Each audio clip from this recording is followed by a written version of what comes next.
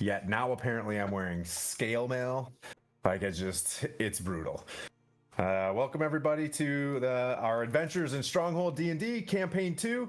Sorry I was gone for a couple weeks, but we're back, and well, we were gone. You mean like the show went on, but I was gone for a little bit. Quick shout out, thanks for Skylar for running the OBS-ery in the background, and Adamus, who had been running it while you were Oktoberfesting. DM Pete for carrying the torch last week, which apparently you were nerfing my paladin some more, which is super tight. That's awesome. No. Cool. We're running a Star Wars. We're running Star Wars. That's what we're doing. Yeah. You must have explained it. She's like, you remember when the Wookiee had with the bindings? And I was like, okay. Basically, than what a stormtrooper should look like. Is that what? Yeah. That's basically it. Yeah, you basically dressed up as guards and took hostages and went through. And it ended just as Zora apparently did well in bluffing to get through the main gates. Knock the shit out of me. In fact, on a percentage of your hit points, how much did you lose? Oh, it like a third. Oh wow. She backhanded Bork and rolled a nat 20. That's a tank heavy party, I think. I feel. Well, but this is the glass cannon side, I would say. Oh no! Glass cannon side. What do you class as glass cannon? Come on then. How many hit points is a glass cannon at 5? Vandina, I will say, is a glass cannon. Our ranger with 8 knockouts is a glass cannon. Well, I mean, I think you're a glass, BB gun. Now everybody's level 5. Everybody's level 5. We're back. If anybody's out there and you're chatting and you got your phone up, do me a favor. There's a friend somewhere you haven't talked to in a while. Scroll down there and say, "Hey, how you doing?" And when they respond, "Hey, how you doing?" ask them a question. Go a little bit deeper, and you know what I mean. Maybe today will brighten someone's day.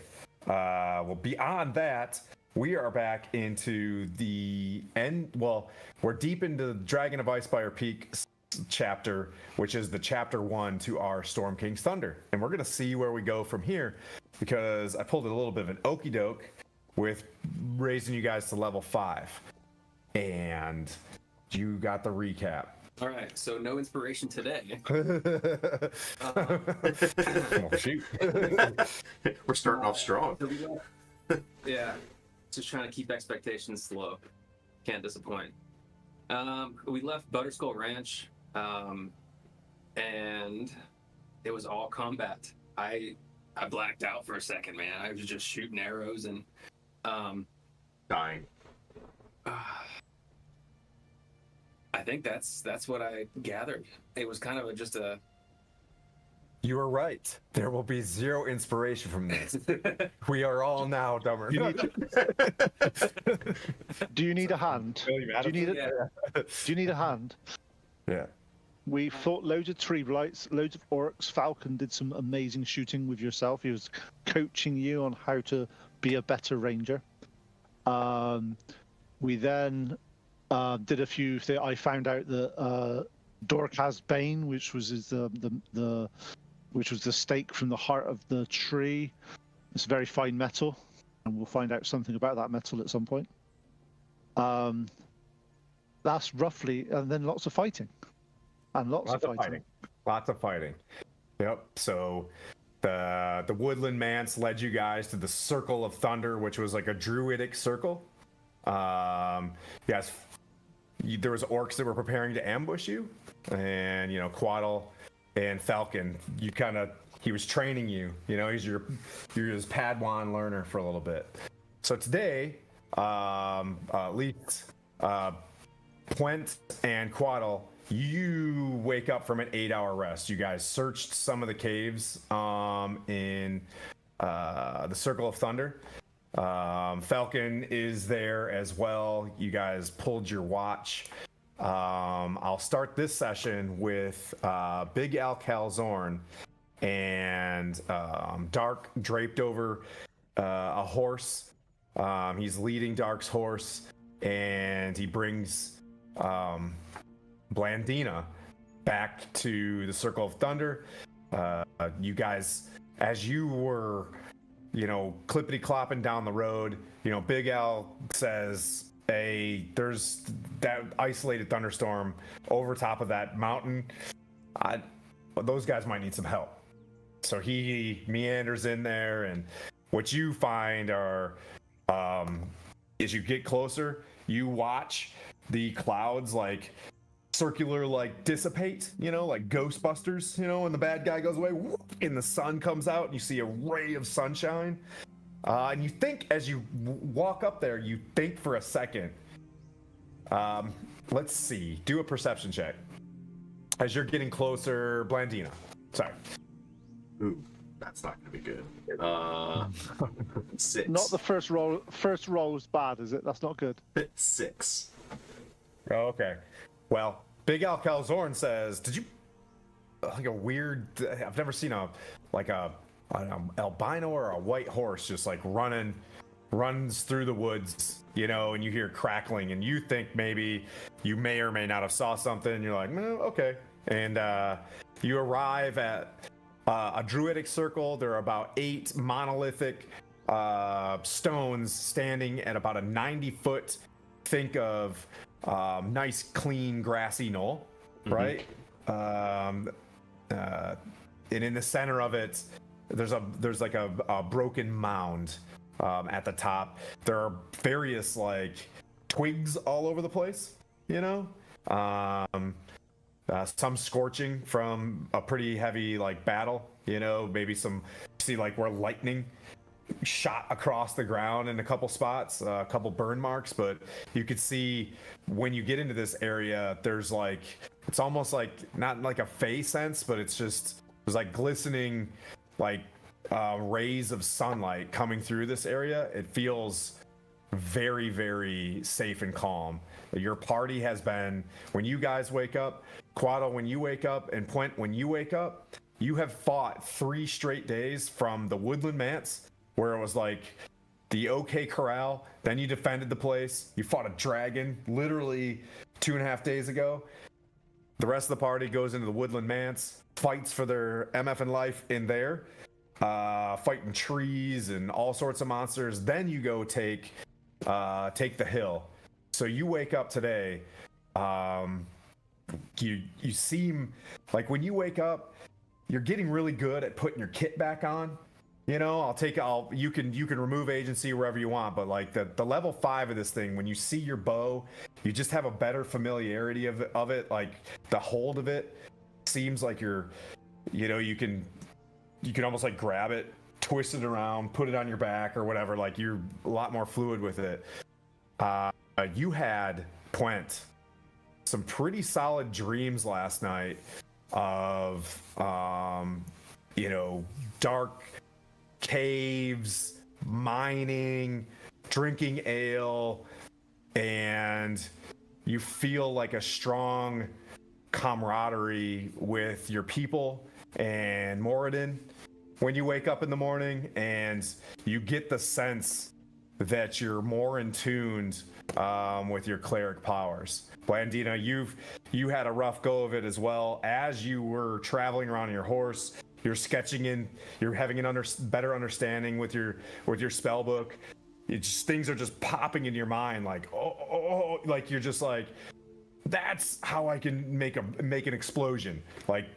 You watch the anchorites forming their magic, and you're I think I got it with their somatic and visual things, and you just start writing it out, and you get the sense that through all this combat that you guys have been in for the past 3 days, you are survivors, and you've become better Dungeons and Dragons players. You guys have become better, more experienced, and you're veterans, which is level 5.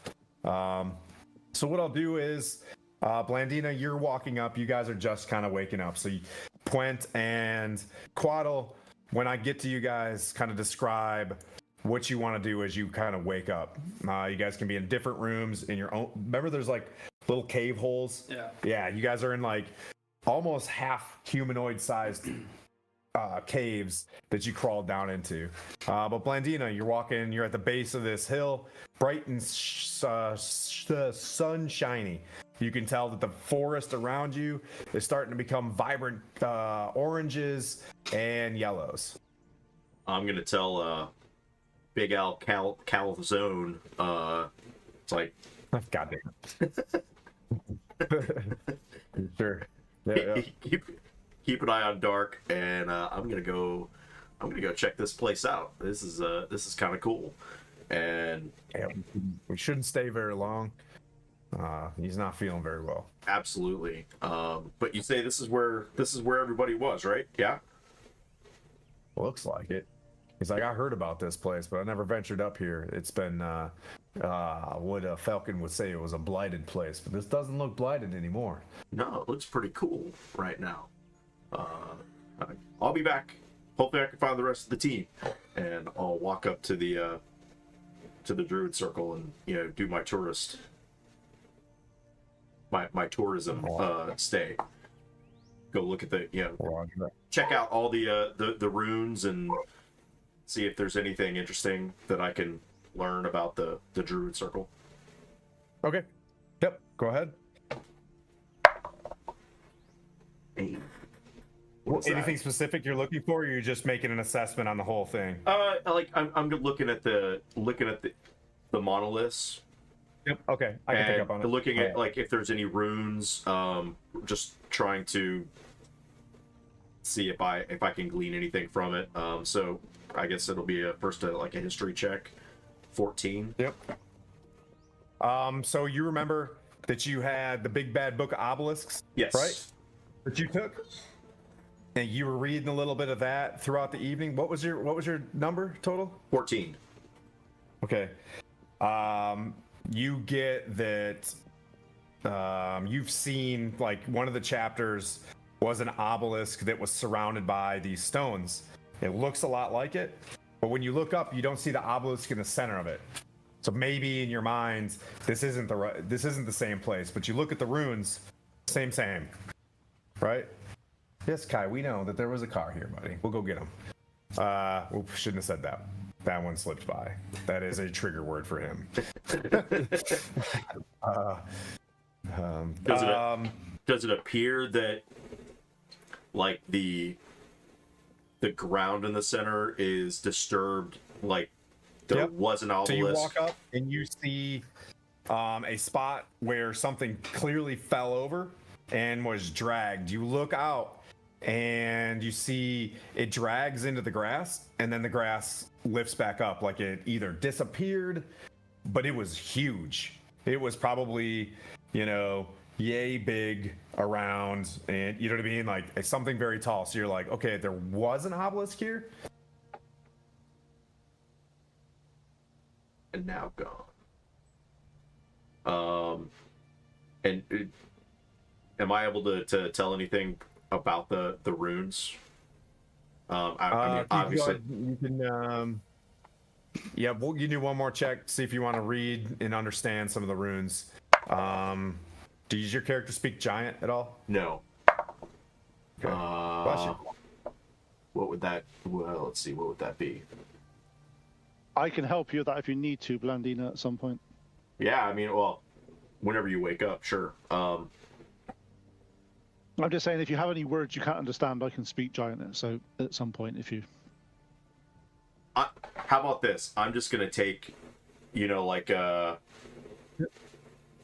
like we did in school, like take a thing and take down the runes. I'm forcing some heavier role play today and not gonna hand wipe a lot of stuff because the combat has we've been as Stronghold, we've been doing that so much. I'm just investigating this. I'm taking stuff down. Writing all the runes down and stuff. Okay. Yeah.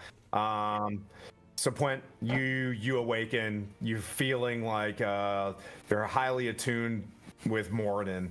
And you've learned what you've learned throughout your level 5-ery. Right. I'm going to spend the first sort of bit of time, obviously, coming to sort of contemplation that I've now more in tune with Moradin, but I'm also extremely interested in this Dorkraz Bane metal item that I've got, and I'm just mulling it over, trying to imagine how this has got where this is, and is it some sign, is it some indication that I should be, was it put here for me to find, will this help sort of my ancestor, is this something I'm able to do? I'm very confused, very unsure what to do, so I'm going to be sort of praying to Moradin for guidance and to sort of some sign that this is something that will be useful, and is it a sign that I need to head back to the mountain? This is just I'm very perplexed by finding this in the middle of just basically the countryside.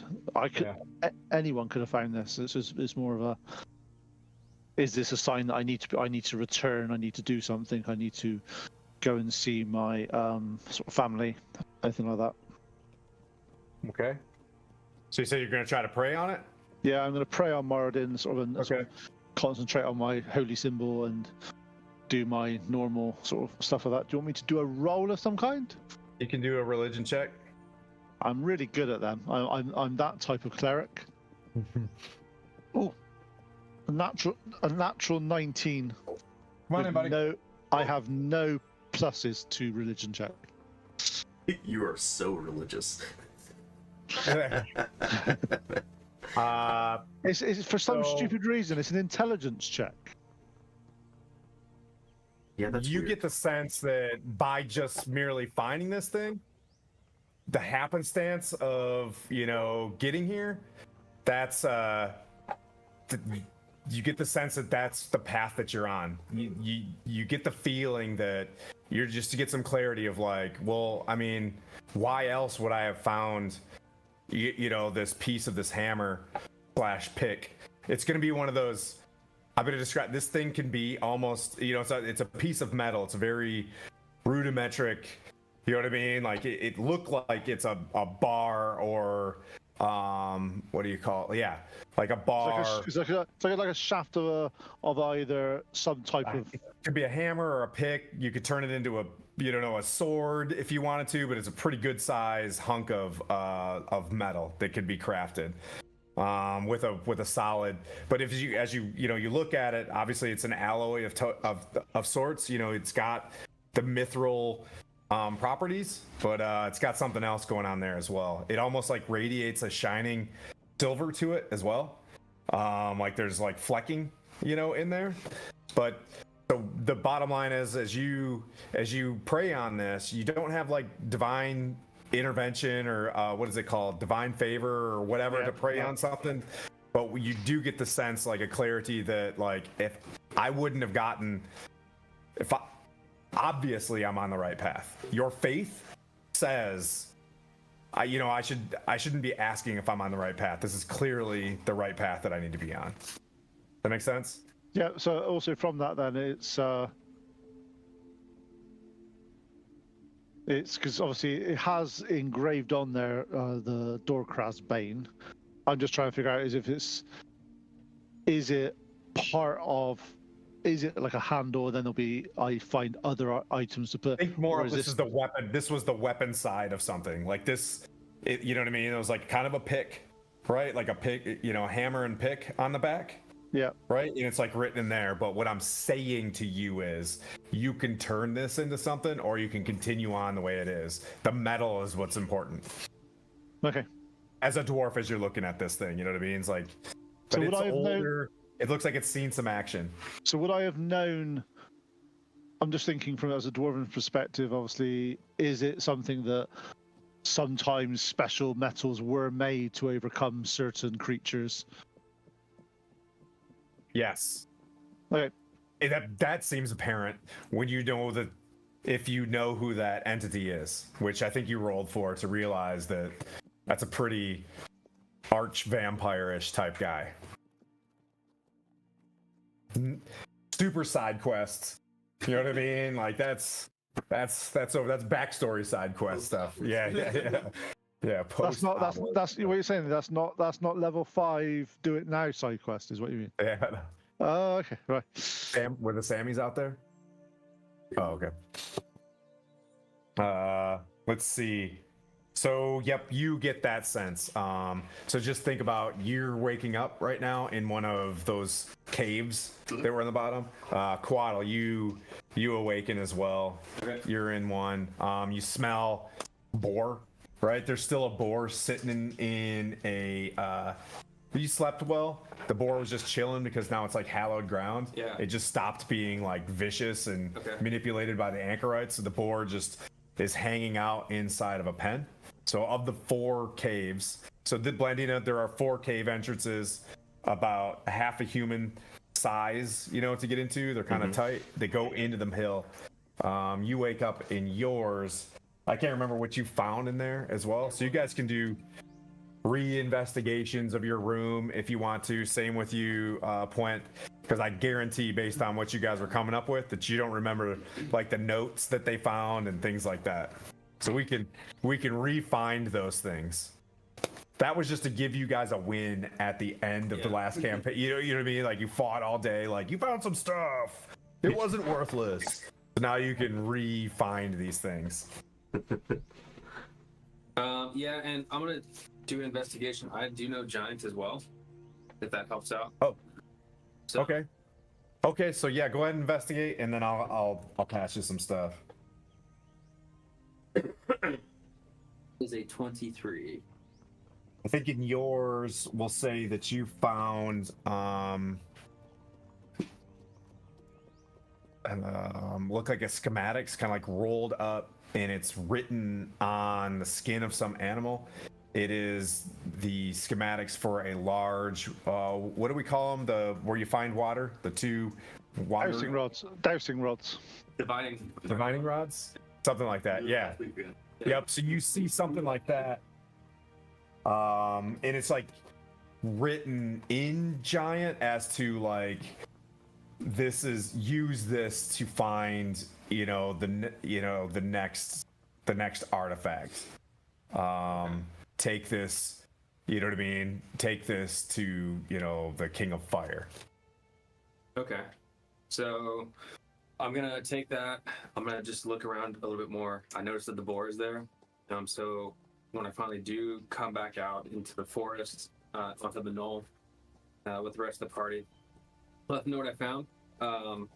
The schematics for the divining rod, the artifact divining rod, and then I'm gonna ask if they're hungry because we have that boar down there that we can. Okay. That I can slaughter and cook up if I need to. Nice. And other than that, I'm going to. I have to just do one thing. It says take it to the Duke. It says that. Yes. Not the. It says take it to the King of Fire. Doesn't say take it to the King of Fire. Take it to the Duke. I was just drawing stuff out as reading that. It says take it to the Duke. Yeah. Also, King of Fire, whatever. The nicknames. Yeah. Say the Duke of Fire is fine too. Duke and Fuego. Just making shit up. So I'm gonna talk to the rest of the party. Hey, do you guys think that this could help us maybe find the obelisk? Well, did you find any treasure last time in that one? I did not find any treasure. You got the shield. The party has The potion of invulnerability. I think Aaron found the potion of invulnerability in his. Okay. All right. Okay. And I'm just trying to keep track of what else anybody else is gonna find. Weird jug of whatever you want to drink. Yeah, that was because it was his birthday during the session. Yeah. Yeah. So let me know if it's your birthday. It is now. So everybody gets an alchemy jug for their birthday. Nice. You see another parchment pulled from skin as well. Give the obelisk to the giants. It will unlock your boar from this ritual. Signed G. G for giant. Yeah. But that's not written in giant. That's written in common. Okay. Or So number 2 comes over like number 10. No, it's actually you speak orc. You speak orc. I do speak orc. It's written in orc. Okay. Orcish. So, give the obelisk to the giants. It will unlock the boar. Base. Yep. For all intents and purposes, there's no. It's not a hidden Da Vinci code. Yeah, It's, yeah. something. I'm just thinking. So, Give the obelisks to the giants. This Okay. then the ritual will be able to be completed. Okay. That information will connect to something else if you guys all work together. Okay. Mirren, you're waking up. You have dreams of Harmonious. Do I get inspiration? Hyronius, damn it. You have dreams of Hyronius, and you're feeling, let's see, from level 5 you're getting the revivifies and things like that too, right? Yep. So you're feeling more in tuned with healing and things like that. Obviously your smite probably got a little bit stronger. You still level 1 spells? You got level 2? I got one level 2. Nice. Yep. So you have dreams of like being able to draw upon your smite and also like healing. But when you wake up, just like everybody else, you're able to get your kit on. There's you decide like your chainmail needs to hang a little bit lower off your hip over here to get some more room. Like when your kit now just feels just right. Like you've advanced to the next level. So you're able to like sling things in different ways, and you're just like, oh man, I'm way more fluid. If I push the shield back here, go two-handed, then switch it, got the shield up. So yeah, level 5. But you awaken to a room. You remember that in one of the empty pens, that's where you found Darthag. Darthag. I forget his last name. I think it was Algar. Yeah, it's that until it's something. Darthag, you found his body in there. I don't remember. Did you guys bury him before you? No, he's still in there. No, Yeah, you wake up with a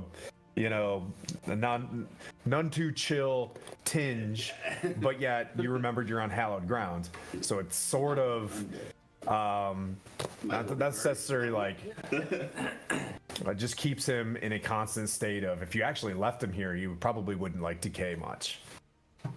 Well, all right. So from what I remember, Darthag was the one who was giving everybody the quests. Yep. Correct. He had in his hand, he had 2 notes. He had one was like a book where he was like scribbling things in his like a small book about like this big where he was scribbling in notes. And then he had a page ripped out, and then like in his like hand was a love letter to Alestra. Okay, so I will, now that I'm awake, can I get a sense of how long Hollow Ground will last here, or is it always going to be hallowed? Seems hallowed until it becomes blighted, or what's the opposite of desecrated? Yeah. Unhallowed. Unhallowed, yeah. Since I know that the Falcon is his friend and probably cares where Darthag is, I'm gonna throw him in the ground and have him all dirty for presentation purposes. So I will note the location, make sure we tell Falcon somehow, because he's, I guess, a concerned party. Yeah. But I will see what's in the journal to Okay. see if we can find what's happening. So the journal, which is kind of his notes, you see things like, the loggers camp has to, we need, aid to the loggers camp. You see the gnomes and gnome garden need things. Page 1, 2. So, you see the previous things, like what was the first thing you went to? The 2 dwarves, Gundren and Nundro, need to be pulled out of the dwarf caves. There's Lady Halia something or other needs to leave the windmill, because it's all these like people that need to come back and find safety because of Cryovane. You see notes where like Cryovane was last seen in the Neverwinter Woods. I see him keep going up towards the Sword Mountains. He keeps returning, and like he's got a map, and it keeps like circling in smaller and smaller. Like, yeah, it's probably up in what appears to be Icefire Peak, but I've never been up there. And then you hear like in the final page, it's not checked. Like, hey, I need to get back to Phandalin for these ones. Axelholm needs to be made safe for the refugees. The Woodland Manse. We need to assemble a team to destroy the Woodland Manse because the orcs here. And then underneath it, you're like potential weapon in the Dragon Slayer being at the Dragon Barrow. So basically, like, just for the party, just for, you know, admin side, these are the next 3 things that he was going to put on it, just, you know, to give you guys a sandbox. Yep. Yeah. And then and the love note was the next thing. I'm gonna pocket the love note, presuming that she's in Phandalin at some point. Give it there. She's in. Okay. That's true. Or unless that's some god. It's. Go ahead and make a perception check. Who is this? Well, your passive perception remembers that they split up. She's in Triboar.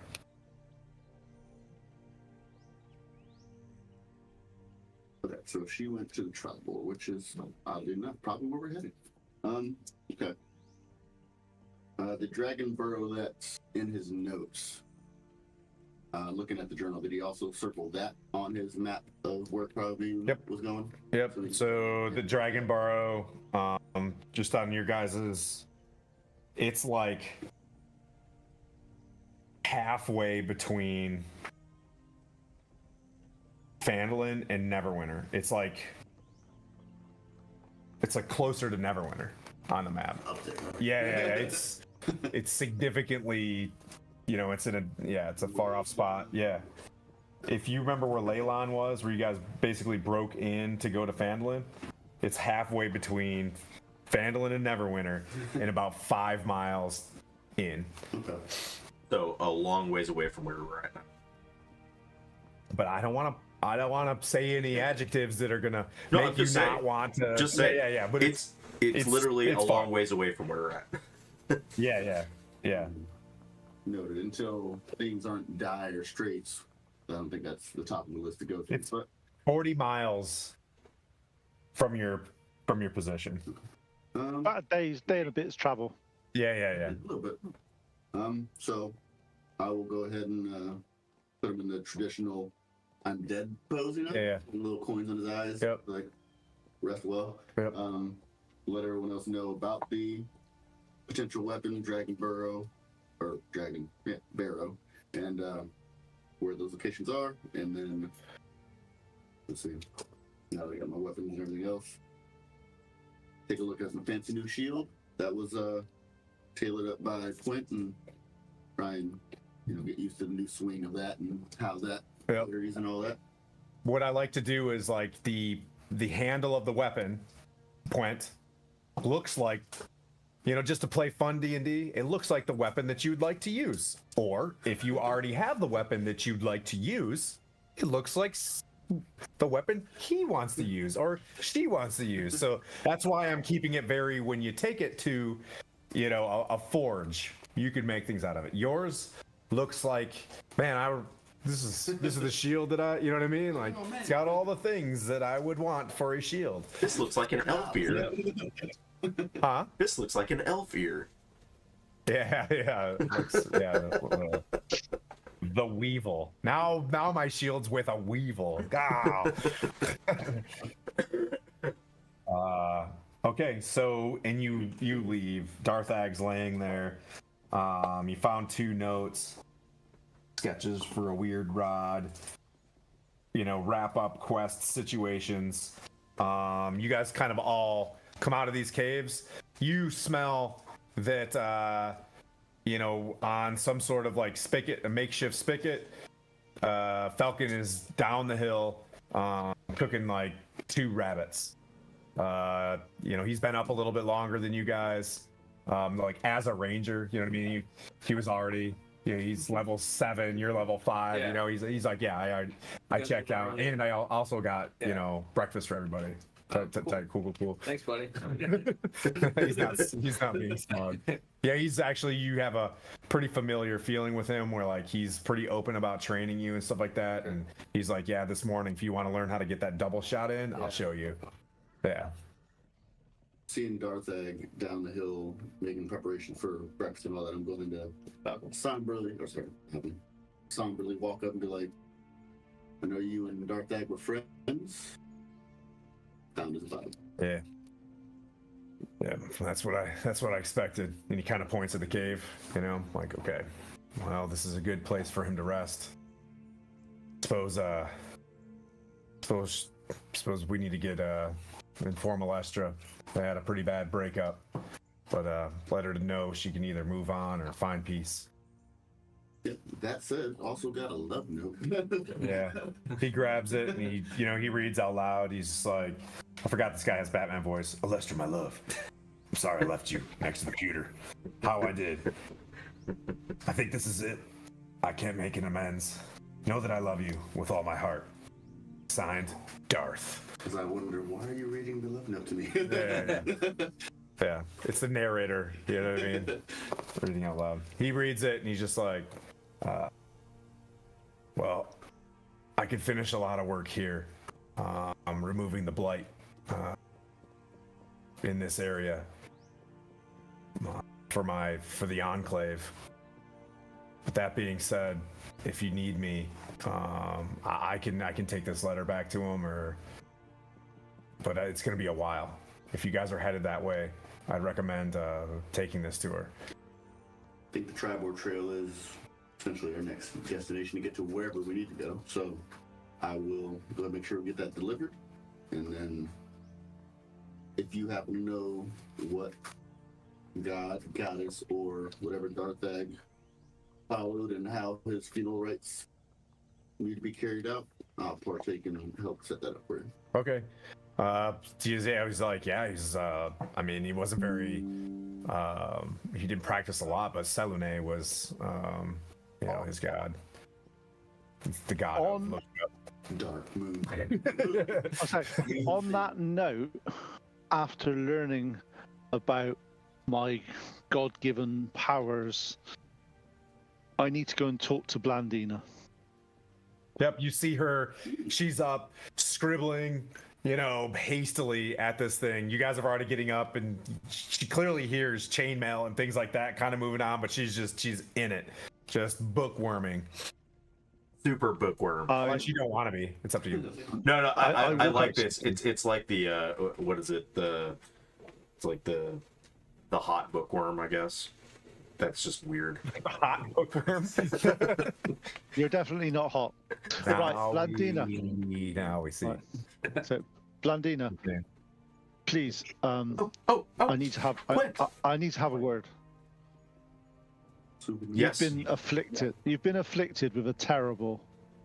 Oh, I know. It sucks. It sucks. I really want cheese. I love cheese right now. Do you want me to try something that may help you in this matter? Will it make me? Will it help me to cast spells better? Because I suck right now. It might not help you with that. I think you need therapy for that. But however, I may be able to do something with your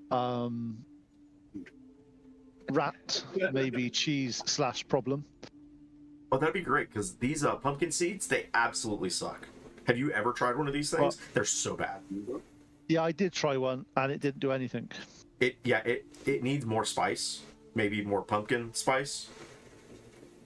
No, that's only the wrong time of year. It's not quite there yet. Boo! Yeah.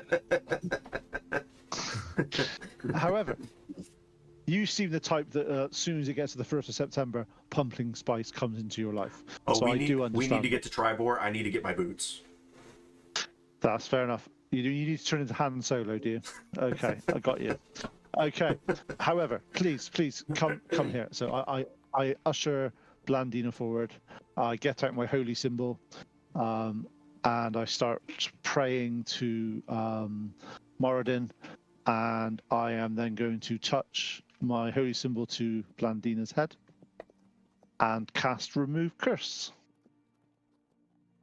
You see, like, when he does that, you see like a flash of like well lit cavernous hallways with these huge, spires that go up, like just like a flash of a a dwarven hold, and you kind of, you don't, beyond that, you're like, hopefully the curse is gone. Do you? I would check. I put a bit of cheese on my hand. Does he look rabid? Do not. You better facts. Like when you drink too much like Red Bull and something, you smell cheese. You're like, whoa. What kind of cheese is that?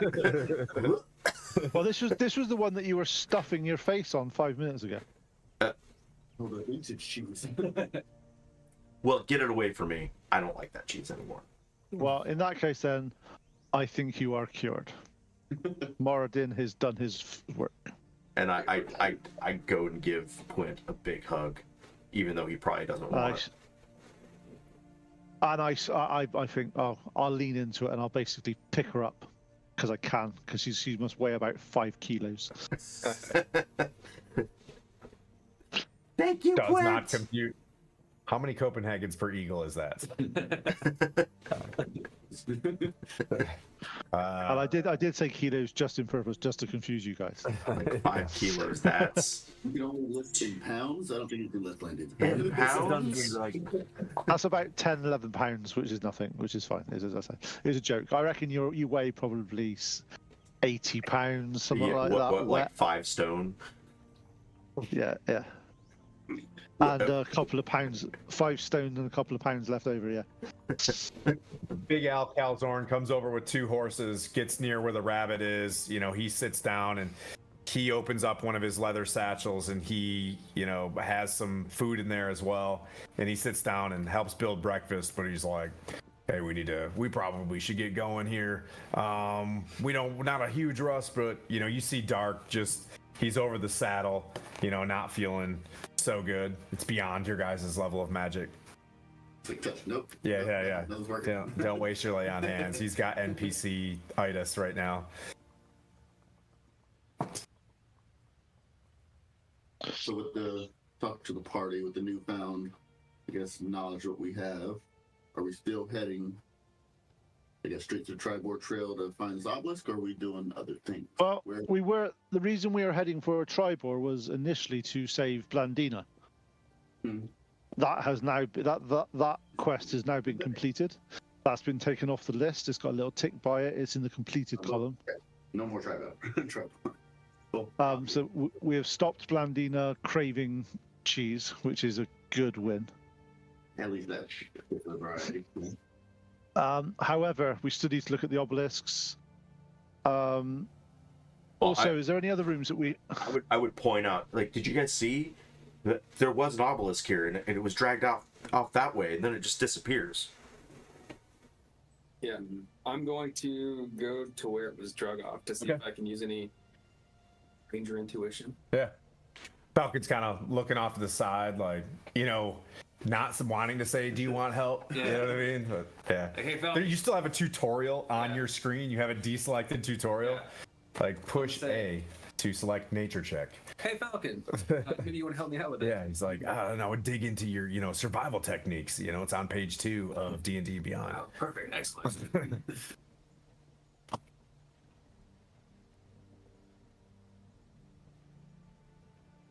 Oh, and Point, you said you speak giant or can read giant? Yeah. Oh, yeah. I mean, yep. Yeah. 22? Yeah, just head straight off to the I need to verify. It's head straight off into the I need to verify. I can read giants as well.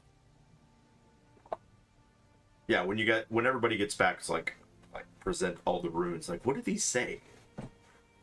Oh, runes. That says people seem to think it says hope and charity, but it means I smell a fish. That's what that means. Are you reading the giant stones? Did Bork write this? It's one of those misconceptions that people use them for good luck, and they're just rude words. If you read these in the right order, the obelisk shows up.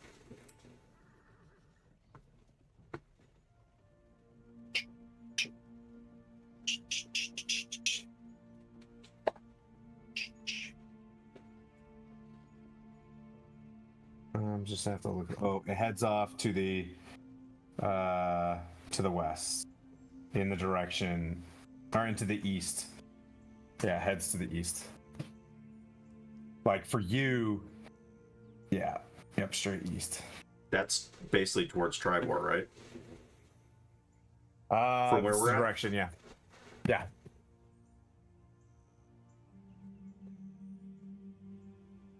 All roads. So I'm gonna make sure I let the party know. You get to a certain point where like you're certain it goes to the east.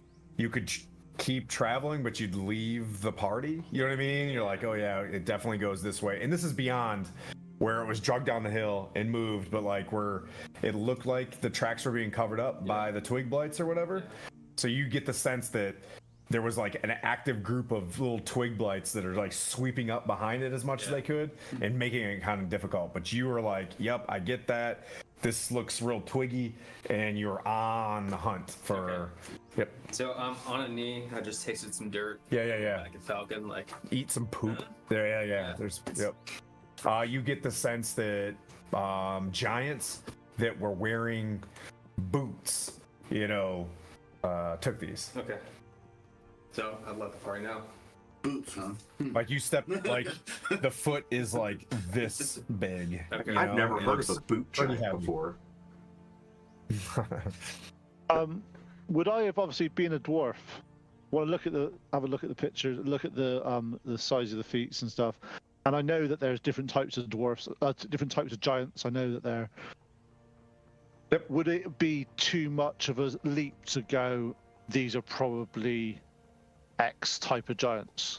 Yeah, just roll a perception check. Let the dice decide how hungover you are today. I just rolled a nat 20. Yep, you're like, not only were these fire giants, there were 4 of them. And I understand I understand fire giants are quite powerful. They're big. They're not like your standard sort of hill or sort of I know the order they come in. So 4 of them around here. That's quite. Yeah, you wouldn't want to mess with them. Yeah. Yep. So you get the sense that at some point in time, where you get to the point where you've followed the drag, you see where they have actually hoisted it. Okay. But days and days ago. Okay. Yeah. It's been a while. Yeah. So, with what you know about fire giants, could we take 4, possibly more fire giants at one time?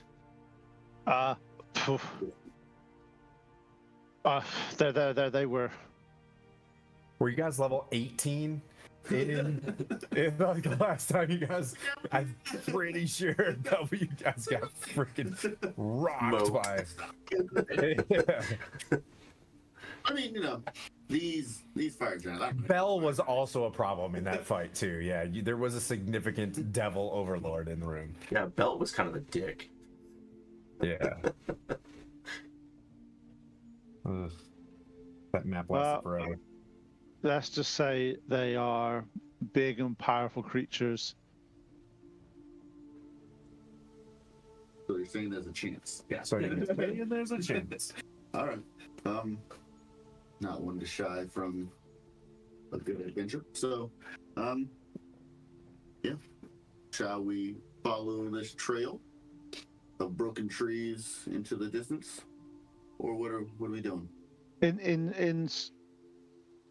It might be worth finding out where they are, but if they are the giants, the size of the giants I'm thinking they are, to be honest, I think 1, could potentially beat a lot of us up. 4 of them. Increase up. No. Okay. I have fireball now.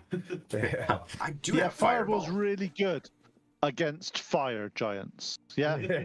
Let me just put this out there. It may not be the most useful spell I also have lightning bolt. against. That might help, but I learned some things. At this point, right now. No, we plan on doing all this to begin with. So, like we were finding it, but beyond that, I don't think we had any. Probably can't put it back where it came from, you know. would I? Is there anything? Can I do a history roll or some sort of roll to sort of? Obviously, I've never fought a fire giant personally, but is there any like history rolls that I can think of that? How many sort of would I think we'd stand a chance against a fire giant in an actual fight type of thing? A fire giant? Yeah. I think a fire giant? Yeah, for sure. I think so. A fire giant. Not 4. You wouldn't have to do much of. You get the sense by hearing this that's fire giant, a dragon, you know what I mean? Like these are the things that you definitely don't want to mess with. A fire giant up against Cryovane probably would. You know what I mean? I would take the fire giant in that one. Yeah, that's what I'm saying. So 4 of them, that's just suicide. Yep. Well, you have to quit the engineer then. You get the sense that where you got to where they hoisted it finally, that it was becoming, it goes off to the east, that it was getting harder to track. Okay. All right. You would need to keep doing checks on these things. It was easier for the twigs to scuff up their feet. Okay. Well, talking to Quint, saying, yeah, so what would we do if we found the obelisk anyway? So we were sent to investigate. Did you send What?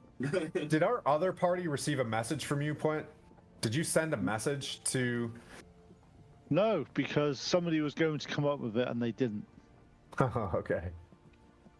Got it. It did get mentioned. Oh, maybe we should send a message back. And they were like, great, what are we going to send? And then no one did. So for all intents and purposes, you guys think that the other party is dead. No response. So, yeah, shit. Yeah. Been a whole.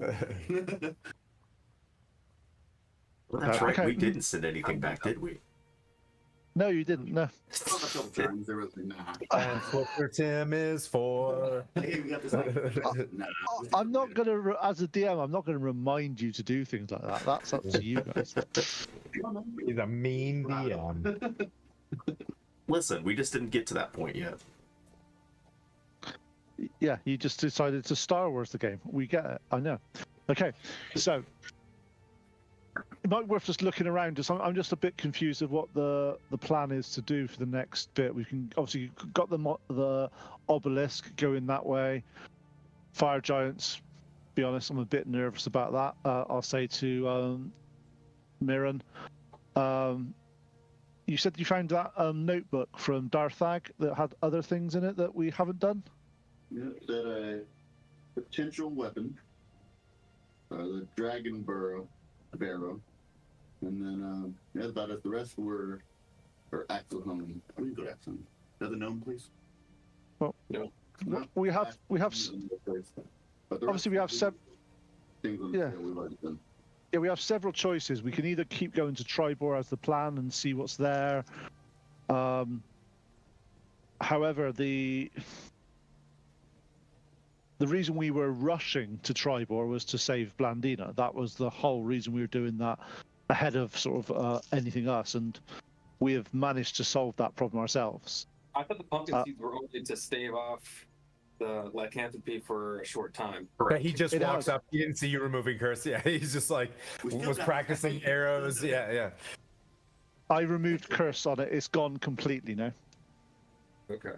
Look, I am better. So we've got. The demons. So we've got. Obviously, we've got. There's several things we do. Do we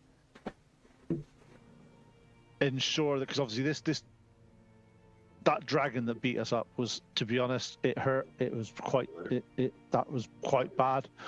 Is there anyone else around here that can sort out that dragon apart from us? Probably not. No. And if there is a weapon, that could potentially help us against said dragon, that would be silly to look to sort of not do that at the moment. Because how far is Triboar away from where we are at the moment? Looking at Tim? How far is it? 2 to 3 days on the road. So it's 2 to 3 days. If we went to the Dragon Barrow, is that in the opposite direction to Triboar? Yes. Almost equidistance into the Dragon Barrow. Equidistance, opposite direction.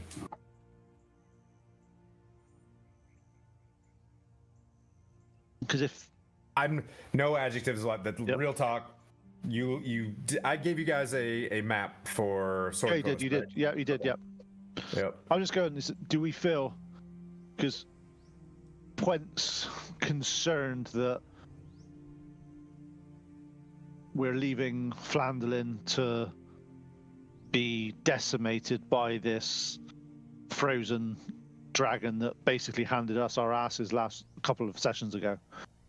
And the only reason we were pushing on, the plan was to go to Triboar, save Blandina, then come back and make sure that we haven't left sort of areas around. Okay.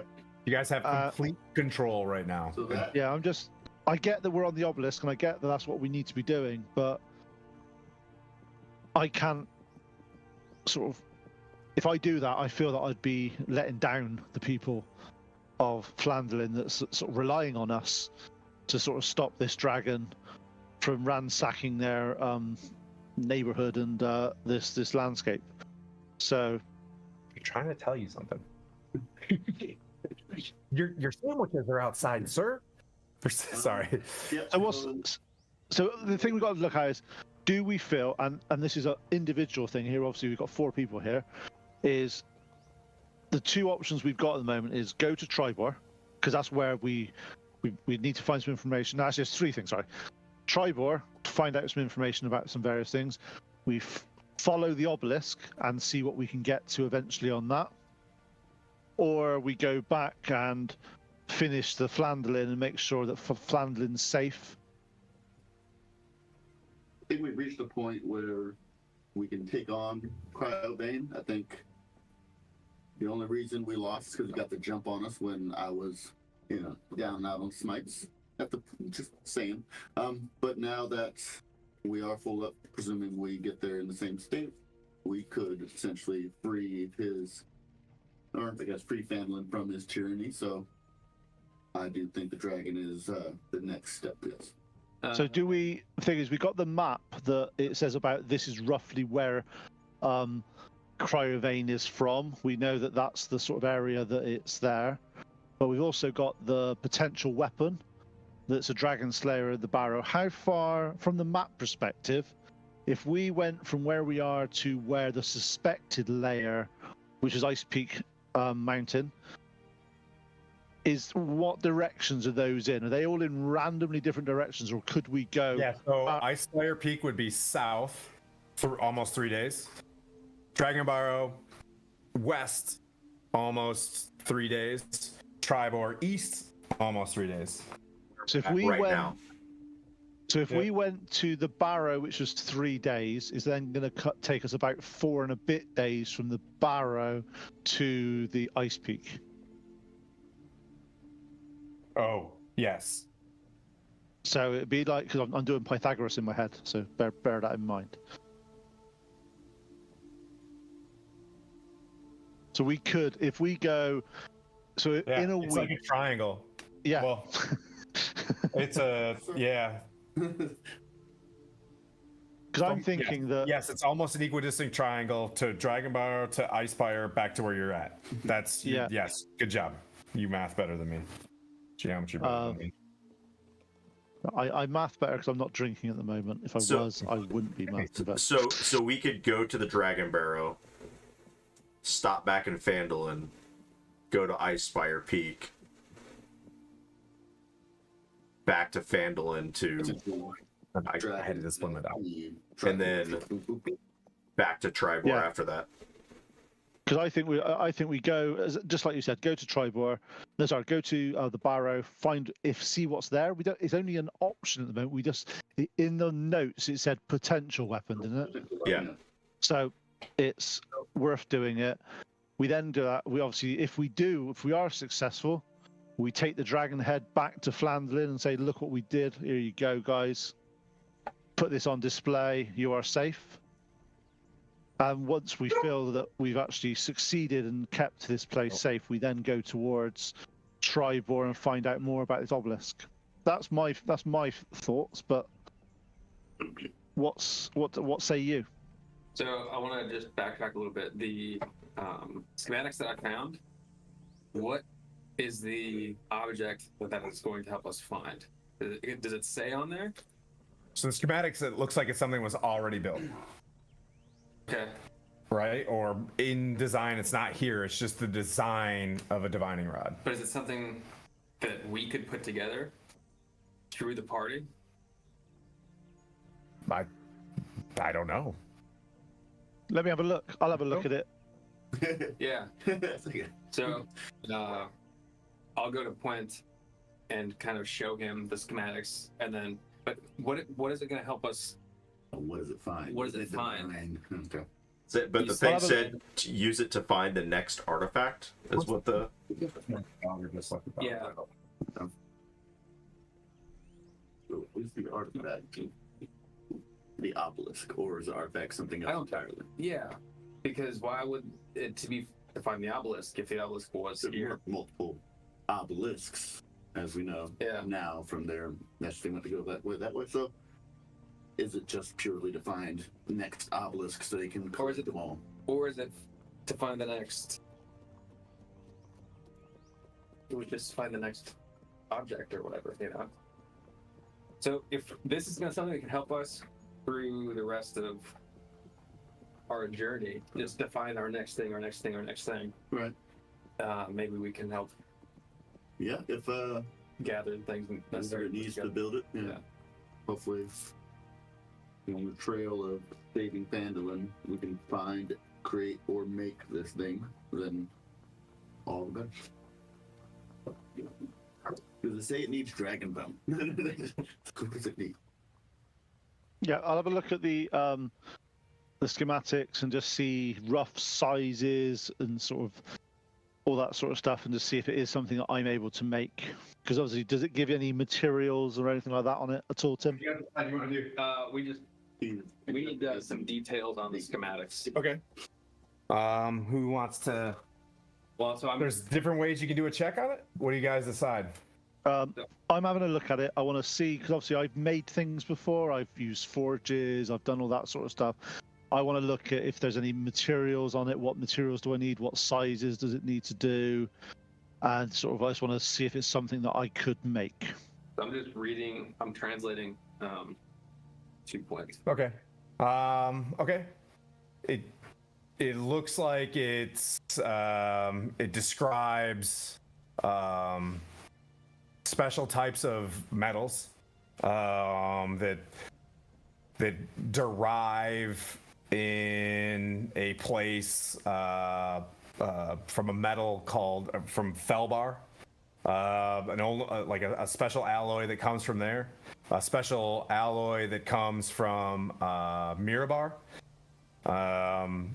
And then it discusses what levels of you're seeing some sort of like things written in magic in and around like how to weld the two kind of rods together.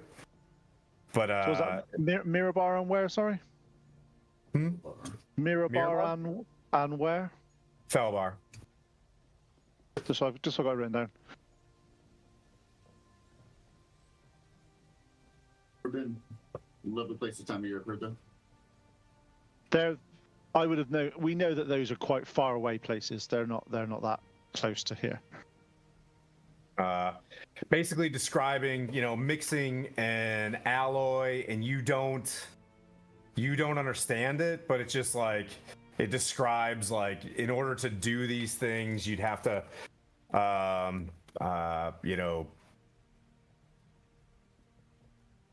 uncover. You'd have to go find, like a nearby, like dwarven hold.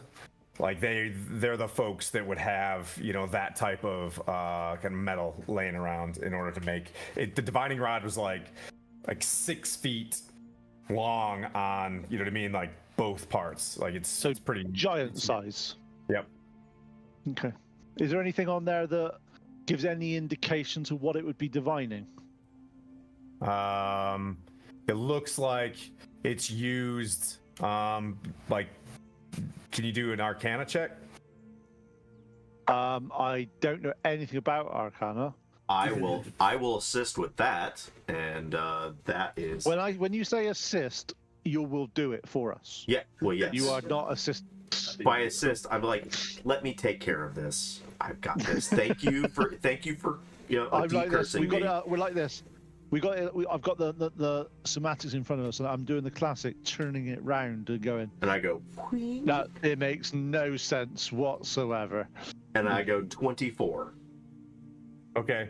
Yeah, you get the sense that it's designed to uncover.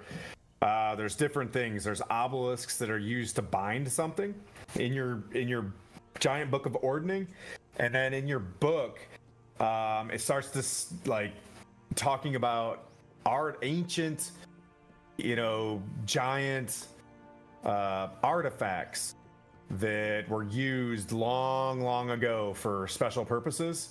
And due to the ordning and things like that, they were buried specifically and not supposed to be used. But these, now that you're thinking that the times have changed, could be used to discover where these are. Like whatever it will bring you towards the power of Anam. Anam. Bad guy. Anam? The bad guy. A man. Nope, that's the good one. Anam is the good one, right? Is he the god of giants? Yeah.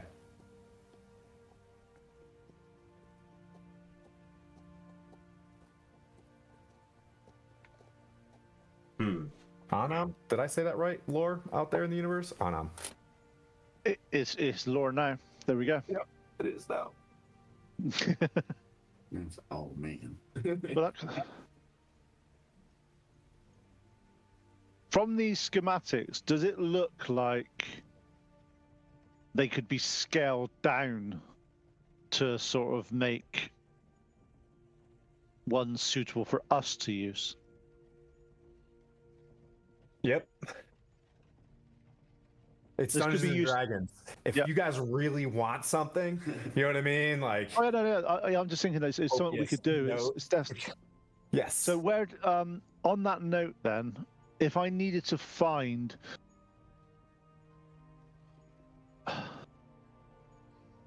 how far away is Mithril Hall from here? It's not that far, is it? In terms of, if we need some dwarfs with some skills to do some stuff, and we don't really want to get the metal really from Mirabar and Felbar. That'd be the place to have it. Yeah. 300 miles? Okay. 300 miles? Yeah. Do I know any local dwarven sort of strongholds this way around this part of the country? And you guys are doing this all on your own. I swear this is not me, but you just read Axelholm. That is an ancient. Axelholm was long ago. Axelholm was used. That's what Gundren and Noondro are down here doing. Axelholm was the primary cave in the Sword Mountains when the dwarves ran this place, long before many arrow tribes and dragons came down here, and humans started humaning in this place, and displaced other Okay, folks.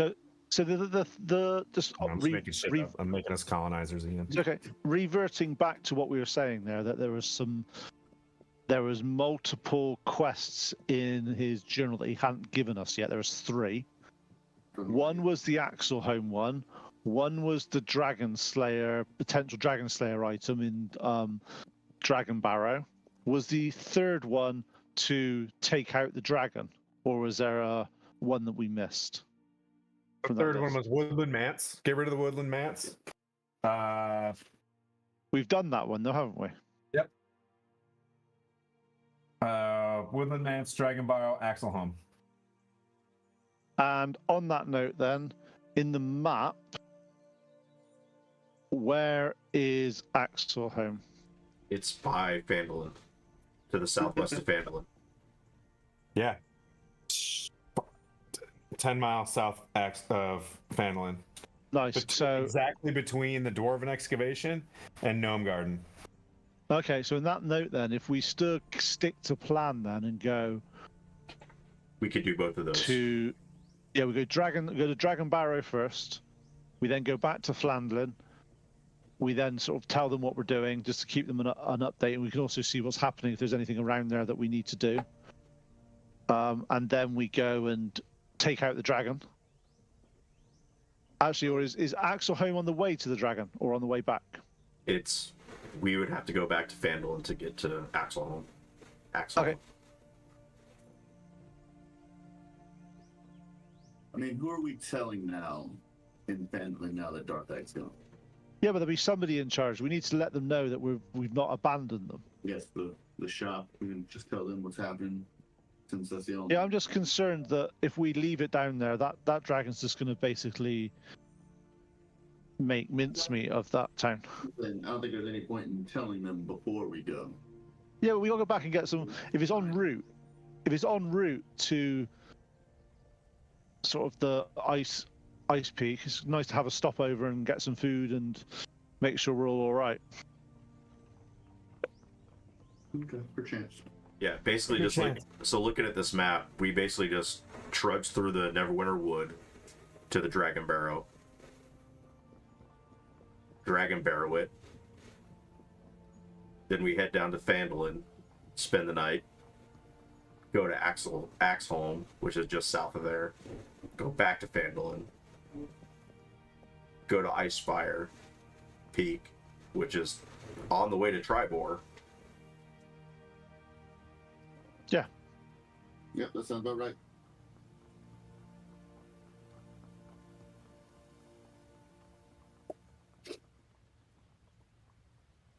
Yeah. All right, so that's the plan. We'll go ahead and let Falcon know, so in case he doesn't see us for a few weeks. So like this is what we're doing. Yeah. And then Its lodge is on the way too, so we could probably spend the night there if it's going to take a couple days. you guys got that friendly? Dang. All right, cool. Yeah, we can do that. Where do you guys want to head? Towards the Barrow, Towards the barrel? with a stop at Falcon's Lodge. Yeah. He's like, yeah, you could, 10 miles, to the east, would be, well, he's like, yeah, about it's 10 miles away. It's roughly, all right, let's get a.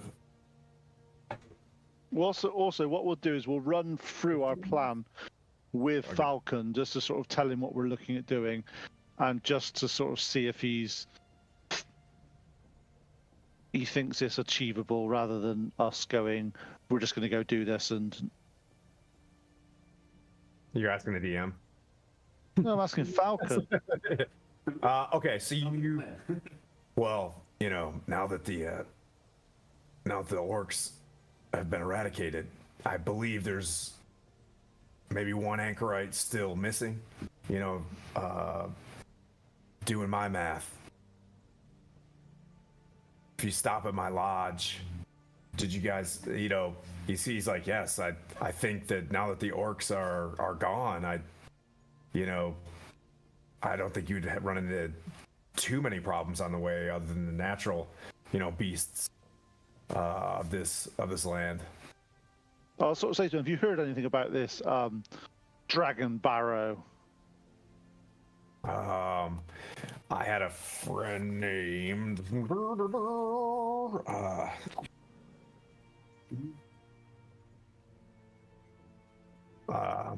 nearby, and you'll probably run into him because he's I believe he's a ranger. You're making me sorry. I have to keep. I want to get this right. Yeah, I can get you in direction of a centaur named Xanth. He lives out there. Yeah. He and I have worked together. I run this part of the forest. Xanth runs the east part of the forest. If you get to the eastern side, if you follow the river past where the loggers' camp was, if you follow the river in and then head south, but if you head straight west from here, Xanth will probably find you. Well, that'd be really useful. He's like, I think that if this is the case, I should probably go with Big Al, with Dark to Triboar, and bring Darthag. Unless you guys think it's a good idea to leave him here in this hallowed ground. It is good ground to be buried. It's probably worth taking him back to Ancestra, to be honest. Just as, I know they've had a falling out, but family's family. He just kind of looks to the paladin as well. Okay, yep. I will, if that's the direction you're going, I'll hand him the letter then. Okay, yep, he takes it. Than we do. All right. But I can leave after we have a stay at my lodge. I'll go grab my horse there. If you guys want to, and he gets on the road and packs up his camp. He cleans things up. He brushes where his fire was, and you see him try to leave it the way it was. Make it look like no one was there. Leave no trace, eh? Leave no trace, eh? Yep. He describes the mound. He's like, what I know of it is a mound where some ancient green dragon was killed from some old lord from Neverwinter back in the day. I don't know the specifics to it. He's like, but he draws it out, and he's like, I can get you to where Xanth lives. And he describes there's another grove where him as a centaur kind of just sleeps. That'd be really useful, and we appreciate your help so far. It's been invaluable. Yeah. Super. Also, tight. we are also going to be going. So it'd be interesting to see Axel home and see if there's anything we can do there. It's like, I don't. Axelholm's out of the forest. It's to the south. Maybe Big Al knows about it, but no one's really messed with Axelholm. You know how it is with old ancient ruins that are dwarven. If no one's been in there for a while and the dwarves left, probably a reason. Yeah. They probably dug too deep. Yeah. None shall pass. Tracking. Yeah. Well, They just never know when to stop. That's their problem. Dig. diggy holes. So Falcon begins to. He's like, well, you guys want to stay the night? I don't think. He looks at Big Al and he's like, I don't think one more night will hurt. With Dark, he's like, they have a discussion and they're like, I think Loomshank should have Loomshank's a powerful cleric who passed through a while ago. And you remember Loomshank being the disenfranchised cleric that you met in Neverwinter. It's how you knew he was there. But Loomshank has, some of the healing powers to get him right. So are we staying? A question on that: are we staying here for another night, or are we going from here to Falcon's? You guys can go stay at Falcon's Lodge if you want, or you can stay here. We're looking at. We want to get to the Barrow as soon as we can. You see. Yes. So it's only 10 miles away. So if you wanted to keep pressing, I would just stop for lunch at for a safe rest. So you could just assume if you guys wanted to move with Falcon, you're good to go super duper safe. He's gonna get you there fast. So you move 10 miles. At 10 miles, almost like traveling on a road to Falcon's Lodge. Yeah, we'll do that, and we'll stay there. Because how far is it then from Falcon's Lodge to the Dragon Barrows? About 30 miles. Yes. Yep. So, you get to a place where the lodge is, where a thin fog surrounds a fortified compound, standing in a clearing on the east side of a narrow river. A 10-foot high, long palisade surrounds the compound, kind of like Fort Necessity, whose main building is a 2-story stone and wood affair with a high-pitched roof, gables, window shutters, and a stone chimney. Attached to the main building is a blocky tower of gray stone, its high roof lined with battlements. Other structures include a 2-story stable house, a gatehouse whose flat roof is enclosed by iron railings, a stone bridge spans the river, ending before an oaken door set into the gatehouse outer wall. Mounted next to the door is a bell with a short rope. He walks in and he rings it, and it looks like some sort of like servant type like runs out to him. He asks if you guys want to come in and have a quick lunch as he refits his horse and prepares to leave. Yeah, sounds like a plan. It's probably still just before noon, depending on when we woke up. So I think we have more travel time in us. So yeah, we've got, because I take it we know we can move about 24 miles a day generally at normal pace. If you want to, you can sit down and he'll discuss with Cordell how to get there.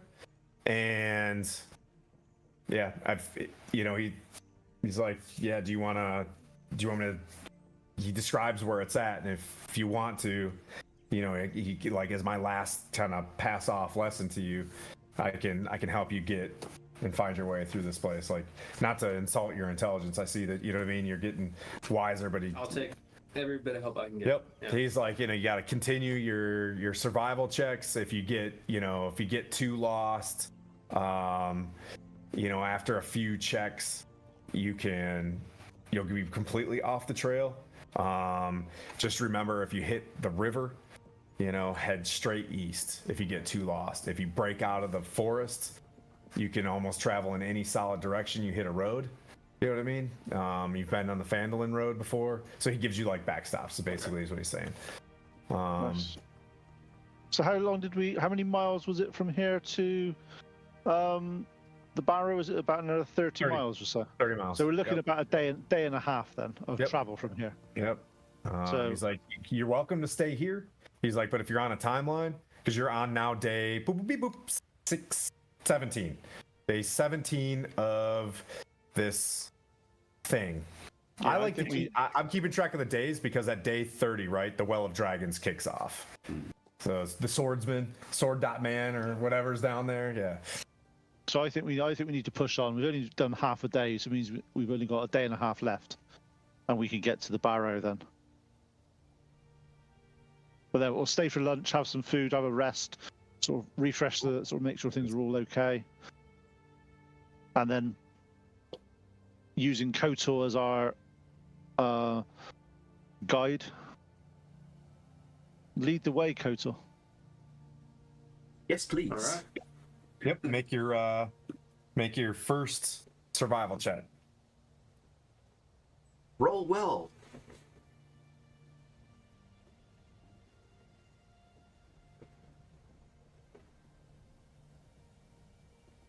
$19.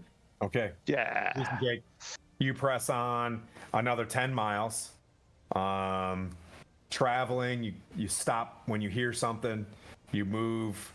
You're getting the sense that orcs were running around here for a while, but as of late, it looked like since their center of gravity is gone, they're not as rampant through here as possible. And you go through and you're not seeing ferns broke or anything like that. Like, you're the only humanoids breaking brush through this place, and that keeps your confidence up, and you kind of press through. You guys do a good job of keeping quiet, but you move 10 miles.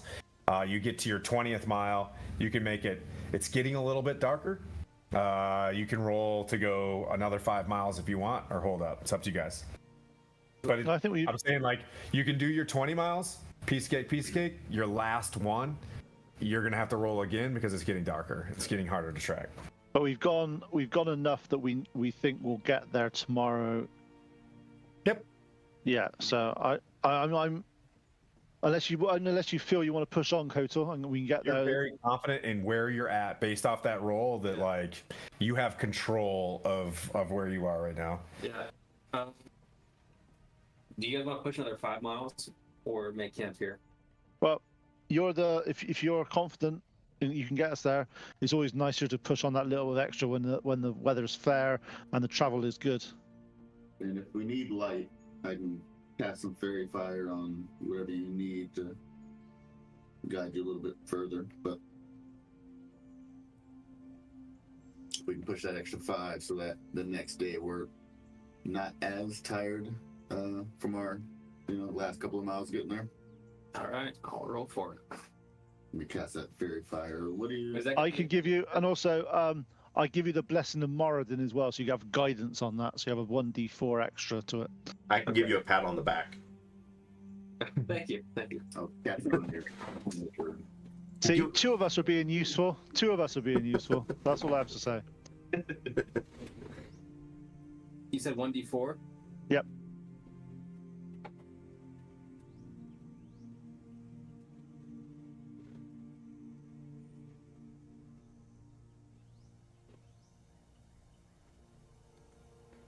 Sorry, wasn't prepared for this. You're good because I'm. All right, it's 18. For what now? For the continued 5 more miles. What was it number? It was 18. Oh, yep. Piece of cake. You start booking it. You've actually traveled for a while. The terrain doesn't change that much. You can hear the river. You were hearing it close, and it's kind of going to a distance. You're like, okay, I know that the river heads kind of northish, and if it is leaving my sound, then I'm on track. You start losing a bit of the daylight, and that's where you stop, saying like, any farther than this, I'll be having to shoot Celestial through the trees, and that's going to be difficult. So you stop in a very confident spot at 25 miles. Guys are pretty tired. You get the sense that if you want to keep pushing, you're gonna have to. It's gonna go against your constitution. Okay. I think we've done well. It's been a good. So we'll make camp, I think. Yep. A good hide site for us to. And I will begin to cast alarm around the camp. Oh, okay. And is this is all still forest, correct? Yes. Okay. Yep. High, like high coniferous type forest. Yep. So as we get there, I'll sort of say, looks like your lessons have paid off, Kotor. That was a good job. Thank you. I couldn't have done it without you. No. It's think how far we've all come in the past few weeks. Well, thank you. You've grown up, Koao. I have. Starting to learn, coming to myself. As I'm laying out a wire and setting up the alarm around the camp. Linking it up to your battery and setting up sort of your shock wire. Exactly. I apologize. I apologize if I'm distracted. I'm consuming Dragon Barrow right now.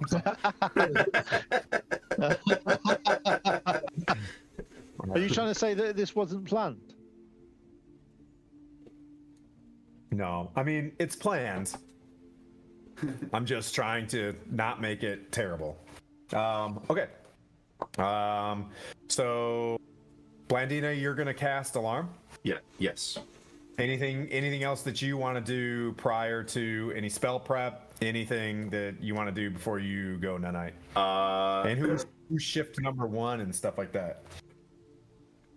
Yeah, I'll do some spell prep and move stuff around since we're going into a dungeon, some stuff that might end up being more useful than what I've got right now. Swap Who's shite taking around. first shift? So I'll take the first rest. Nope, can't do it. You got. Mirren says he's here. The first rest. Okay. Okay. I was like, no, okay. Wait, what? So, yes, I will take the first hit. That'll give me some time to also mess around with my selected spells. But in case something encroaches upon us, I will ready action darkness to cast it. Okay. Right. During this evening, I'm going to basically make another armor token out of some axes and stuff.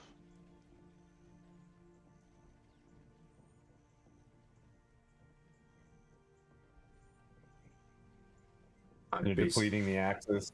I am basically I mean, upping all of my stuff right now. This is going to be kind of ridiculous. I've swapped out cure disease for other things because now I don't need that spell. Hopefully.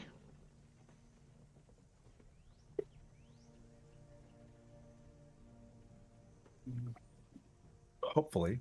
Okay. Let's see. Mirren, make your evening's perception check. For your first, what are you doing, 2 hours? Split evenly, get 8. Yeah, I'll do 2. Fine.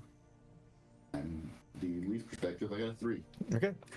You're out there, you're like looking around, trying to use your dark vision, you know, and just throughout the evening, you heard like a squeaking sound just in the far off distance. You heard a squeaking sound, and Too bright out here. Can't get used to it. Yep. So bright at night. Let's see. Who's up next? And how do you want to? You gonna take off your chainmail? So, hearing the squeaking sound, obviously I was a little perceptive, so I was just like, no, tree got some weird twigs out here. Yeah, okay. Was it a rat squeak? But yeah. Is it a squeaky dragon? Does it need oiling? We're 20 miles out. Yeah, when we do shift change, I will go ahead and doff my armor. So Okay. trick. I'll do second watch. Okay, Point, you're up.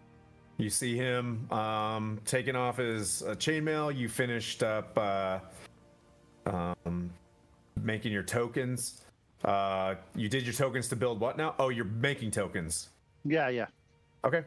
Yep. You complete that, and you want to make your perception check. Bless you. Yep. Perception check of 18. 18. You're just listening in, and then now to your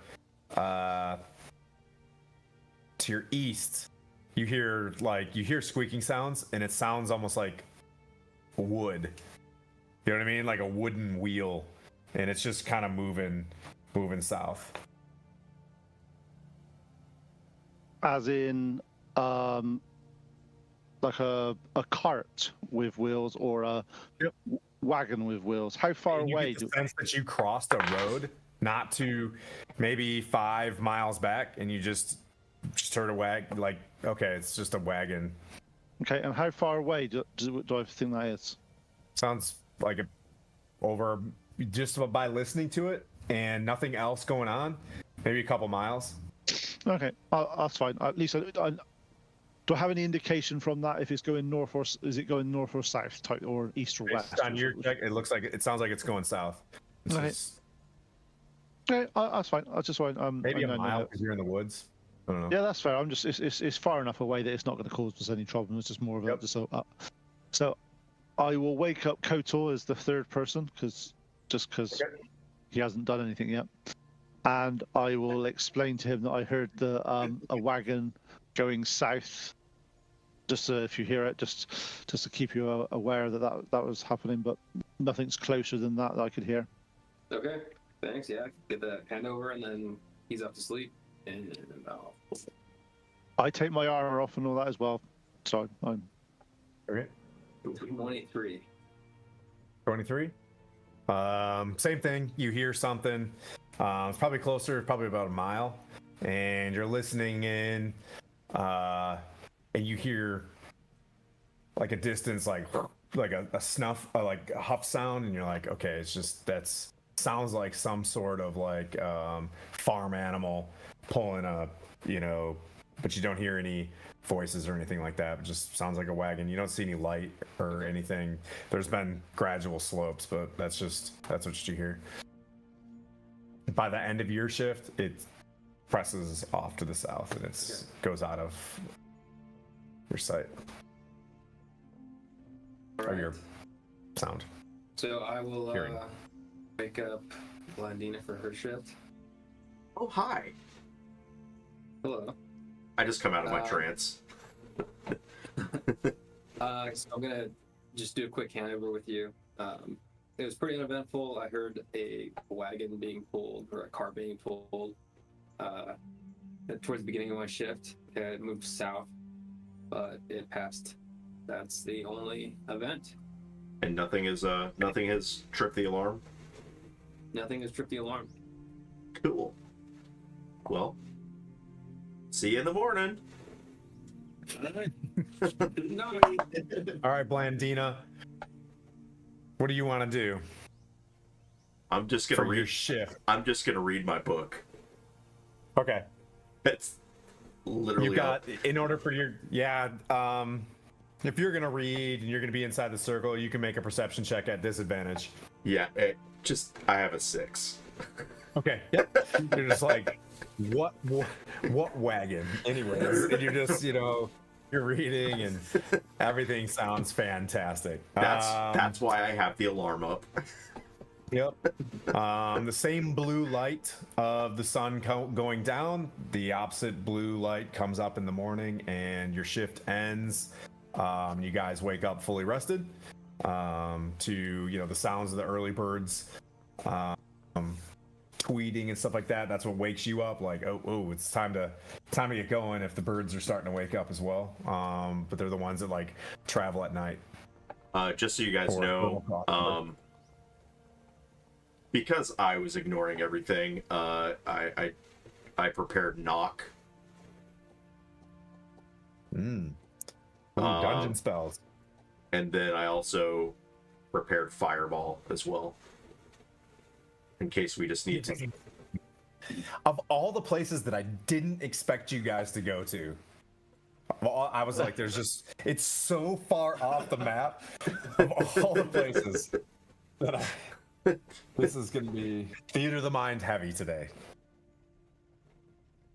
Well, we can take an early break if you need to set up. No. I don't need to build terrain. Just stay with me on this. Like I got you. It'll be good. So you wake up in the morning. How do you guys want to start your day?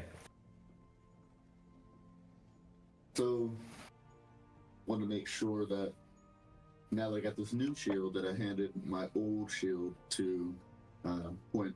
Like, can you do anything with this that you need? I guess to tear it apart, do whatever you. Yeah. Well, I can use that for some more tokens and stuff. And obviously, once we get somewhere a bit, we can see what we can do about some armor for you guys and see what we can find. At the moment, you've got the arm as good as armor as I can make on the road. Indeed. So, yep, I'll hand him the old shield. I will go ahead and oil up, and well, guess not my chainmail. I will don chainmail back, get it ready for the morning, and then eat up a ration to go ahead and get my day started. Okay. I'm up next. Okay. I'm gonna take a look around the camp and see if there's any animals that I can just hunt for and then forage for some food. Before I start hunting, I'm gonna see if there's any animals I can talk to. Okay. I'm gonna save that actually. Okay. Yep. Go ahead and make a survival check. Okay.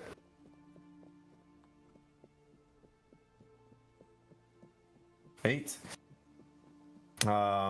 You get out, and there's squirrels that would be pretty easy, to blast.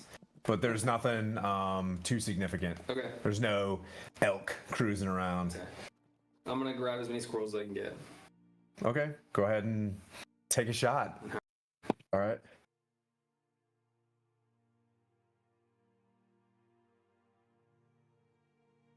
$16. Okay. Wham! Squirrel down. Cool. There's another one chasing, scurrying away. 9. Wham! Got 2 squirrels. Yeah. I'll go for 3. Okay. All right. Go see if you can find one. Do another survival check. Okay. 19. Okay.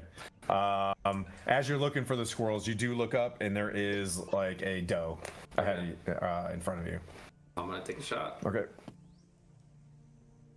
It's the Squirrel King. Boom! Straight through the heart, behind the shoulder. Whack. All right. Cool. He's definitely been practicing. Do you know that? Yeah. All right. I'm gonna address this. Okay. Take anything I can. Offer breakfast to these guys. Yep. And then salt anything else that I can. And Okay. One more survival check to see, just dressing them and getting them ready, just to see if this takes more than an hour. oof. It's gonna be an 8. Okay. Yep. You were shooting, you were moving. Everybody seems to be getting up, ready to go, and you're kind of working on dressing a deer that takes longer, and you're like, and you just start cutting some corners, you know what I mean, here and there. You're thinking like, yeah, this is gonna take a really long time to cook. Yep. Cool. That's salt. where you're at. Yeah. Gonna salt it up. Yeah. Okay. Yep. So you work on it for the better half of couple hours, Okay. we'll say. Everyone's As checking the everybody's just like, hey, good. But you're gonna be eating well for the Yeah. next little bit. And then you guys press. What do you do while he's doing this? I take the back straps off him as he's doing that and cook Okay, them you're up gonna for help? breakfast. You're Yeah, gonna I'll help. cook them up. Okay. Cook them up for breakfast. Speeds up a little bit. Blandina, what do you want to do? Just kind of disgusted by it. And okay. it's gonna be like, I mean, I'll eat some of that, but have fun. Okay. You guys finish up. You guys get it all. You wrap it, stick it in your haversack. You want to press? Okay. Go make your first survival or nature check. Probably survival moving. 16. Okay. Once again, you move. Seems pretty easy to move out for your first. Now, are you trying to be found? Or, are you trying to be stealthy? Yeah, we're trying to be. I would assume stealthy. Well, no, we're trying to find we're trying to get the Like I was saying, centaur are you to guys find him. sneaking for you No, we're gonna okay? wait to You're sneak standing until- up tall, walking through stuff. We're gonna wait to sneak until Bold. we get close. Okay, to the barrow itself. Okay, yep. So you move, no problem. 10 more miles. If you guys want to, you can take a short rest or keep pressing. As we are walking like this, I'll say to Kotal. To be honest, I think we were trying to look for. What was his name? We were trying to look for. Xanth. What's his name? Xanth. The centaur ranger on the way. But to be honest, I reckon he'd be able to find us anyway if he's worth his weight in. If he's any decent ranger. Okay. Yep. Mapping. Okay, make your next roll. All right, that's gonna be a hot 4. Hot 4. Yeah. Okay. So as you're. Ooh. See. The D4 of destiny. You start moving and start feeling like 5 miles into it, you kind of slow down. You're like, I think I might be off track here. Okay. I don't hint to the rest of the party that Yeah. So you can stop. Yeah, that's rough. Make a perception check.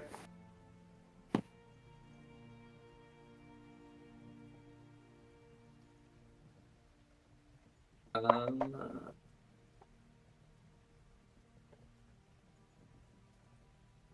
16. So you start.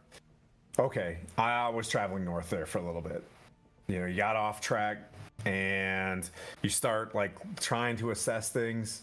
And as you're looking through the brush or whatever, you see two eyes staring back at you.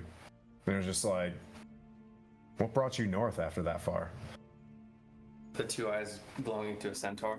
Huh? Are the two eyes belonging to a centaur? If you, yep, as you look a little bit closer, you see a bow across his back and a pike in his hand. Yeah. What brings you into the Neverwinter Woods? And you guys kind of see this as like a larger, horseman, man horse, just steps out. He grabs his, his bow, kind of stands tall, but he's just kind of looking at you. I'm going to tell him that Falcon sent us this way. He helped us move along and find the route he mentioned. He looks by you and he looks straight at Mirren. Yeah. And he's just like, Falcon sent you here. Why are you accompanied with a drow? He's a good drow. It's one of the good ones. I would make two. Based on my knowledge. So Falcon sent you. How fair is Falcon? Falcon is fair. The fairest of them all. He's like, he looks at you and he's just like, half-orcs have done a lot of damage in this forest. Hell, not this one. I too am one of the good ones. Make a persuasion check. Oh. That's gonna be a 5. I'll step in and say, as my good man was saying. You can go ahead and make your as he basically just kind of Dirty 20. dirty 20. He looks at you guys. He's just like,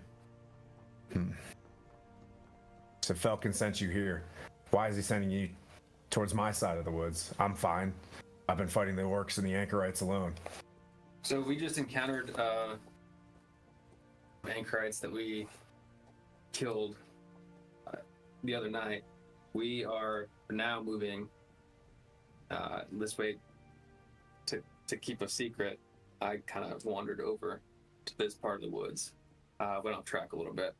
So we didn't come here looking for you per se, but he told us that you might be on our route. It's like, my name is Xanth. What's yours? Waddle. We're not man, Waddle. Well, yeah. Who am That's you know. I've heard, as he looks up at the animals of you adventurers. You guys have done well. How can I help you? We have him. It's unfortunate what happened to the loggers camp. I was really hoping you guys would have made it there.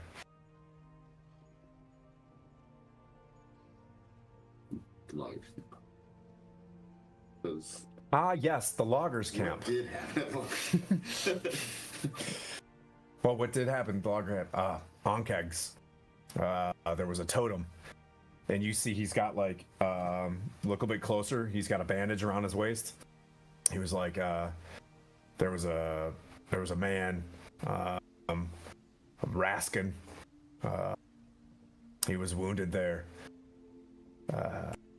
Harbin Wester, the town master's brother, was killed. Onkegs overran the place. There was a totem that the anchorites buried in the ground that summoned the Onkegs. If we would have got there sooner, they wouldn't have perished.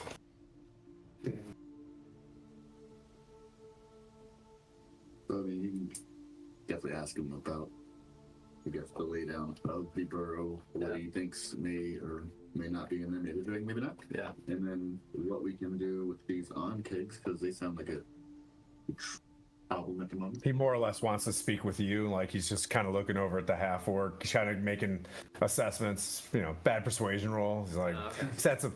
You can tell he's been wounded in the past. You know. Yeah. But he's heard of you.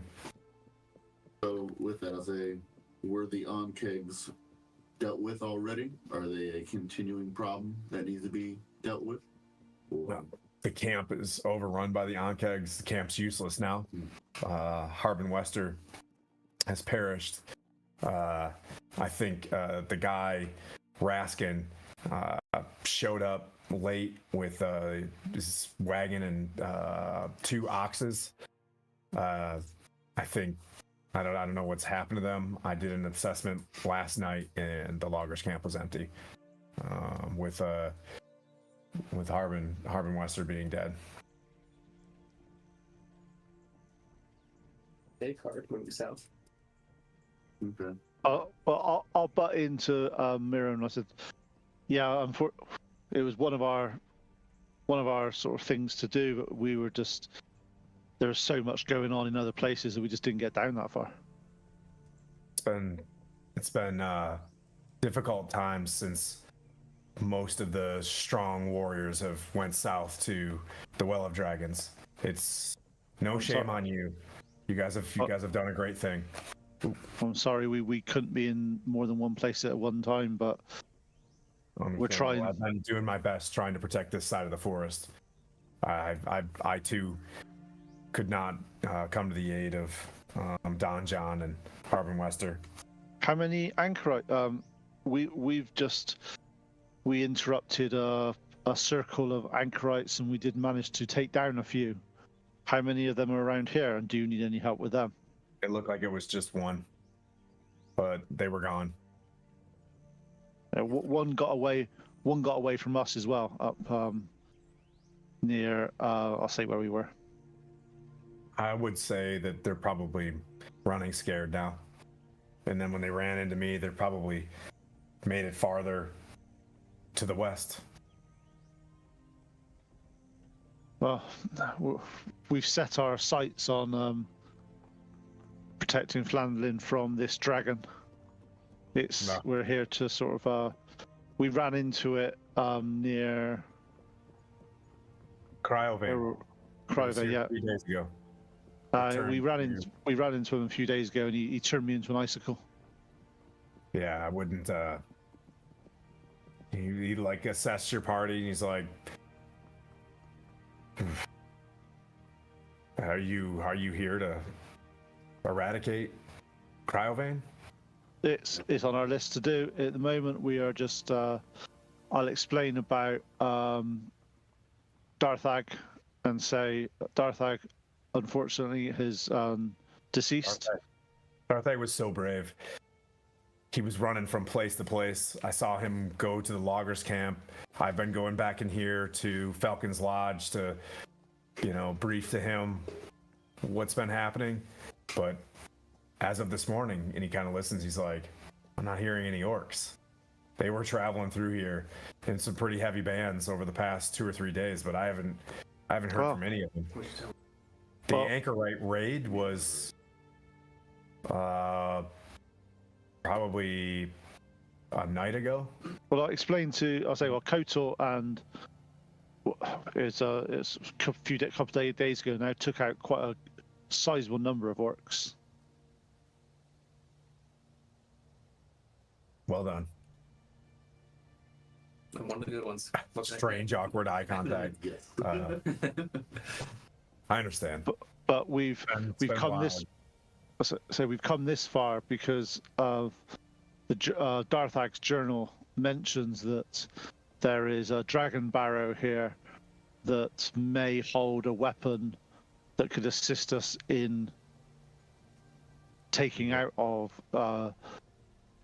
Dragon Barrow is a sacred place near me, just 5 miles out of the forest. He points like, you guys are close to the edge of the forest where you can tell. He's just like, it's straight, southwest of here. It's, he kind of winks at you as you were, you were on track, and you know what I mean. He kind of just points in the opposite direction of where you guys are at, but he's just like, or do you want me to tell him it was that way?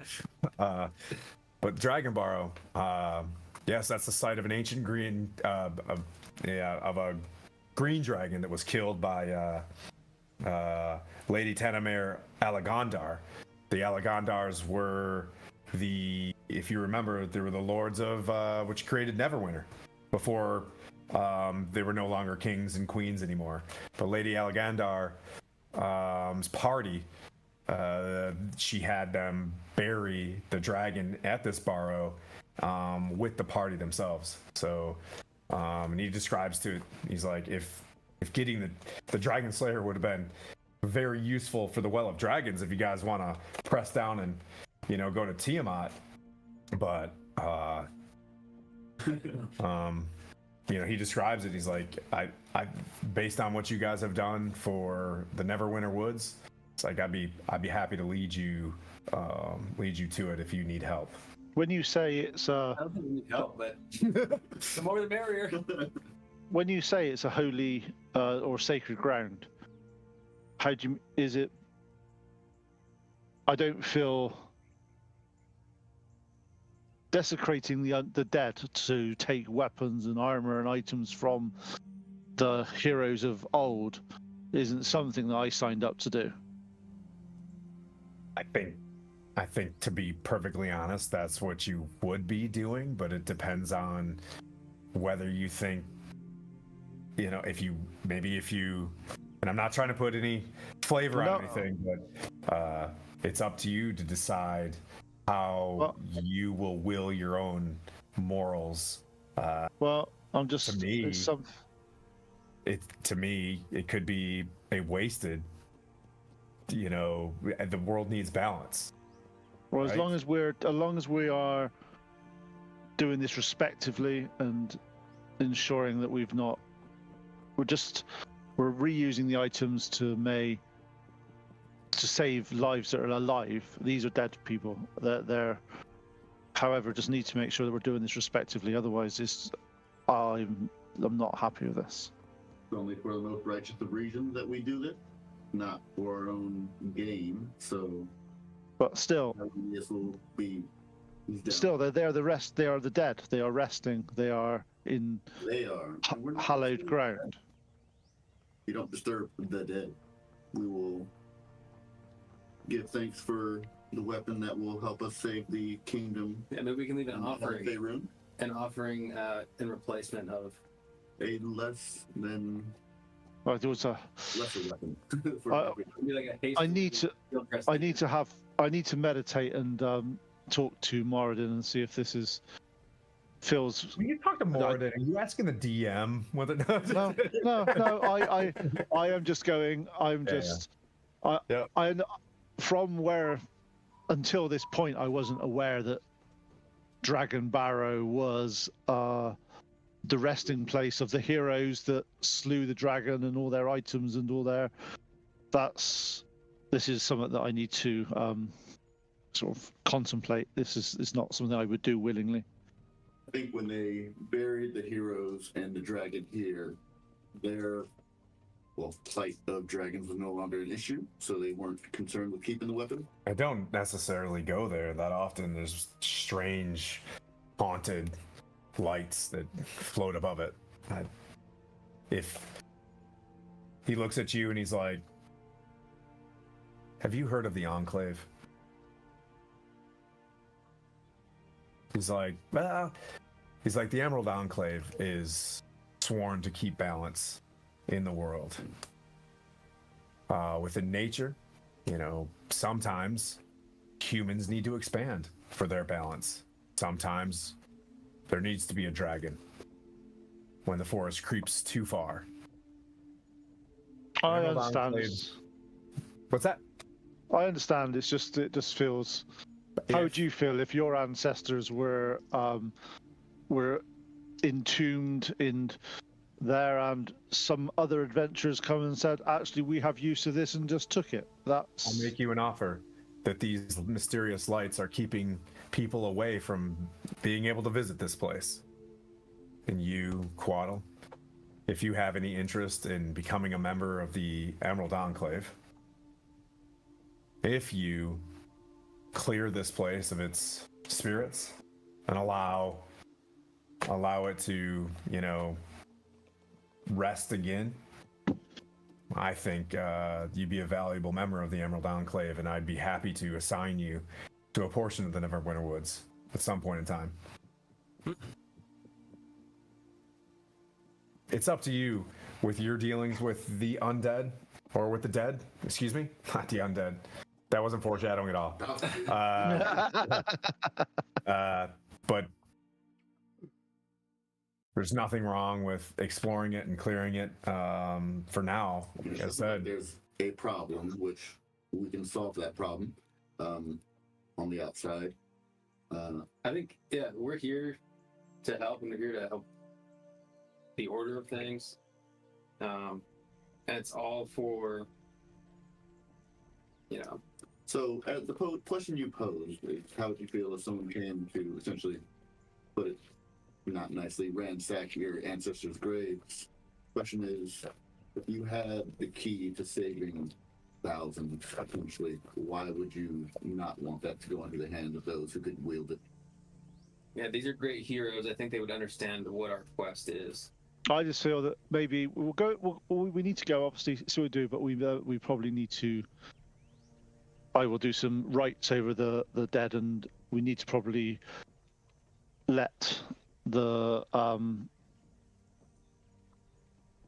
relatives know that we have been there and we have done this. So, well, the relatives no longer exist. They were the ones that are the Neverwinter, and they are no longer, I'd say, around. would you be willing to do another thing for me? What? The Neverwinter Wood has become overrun with orcs in league with these half-orc spellcasters. Deep in this forest, beyond Falcon, as I was traveling atop a cave-riddled hill, there's a circle of standing stones where these evil half-orcs are performing some dark rituals.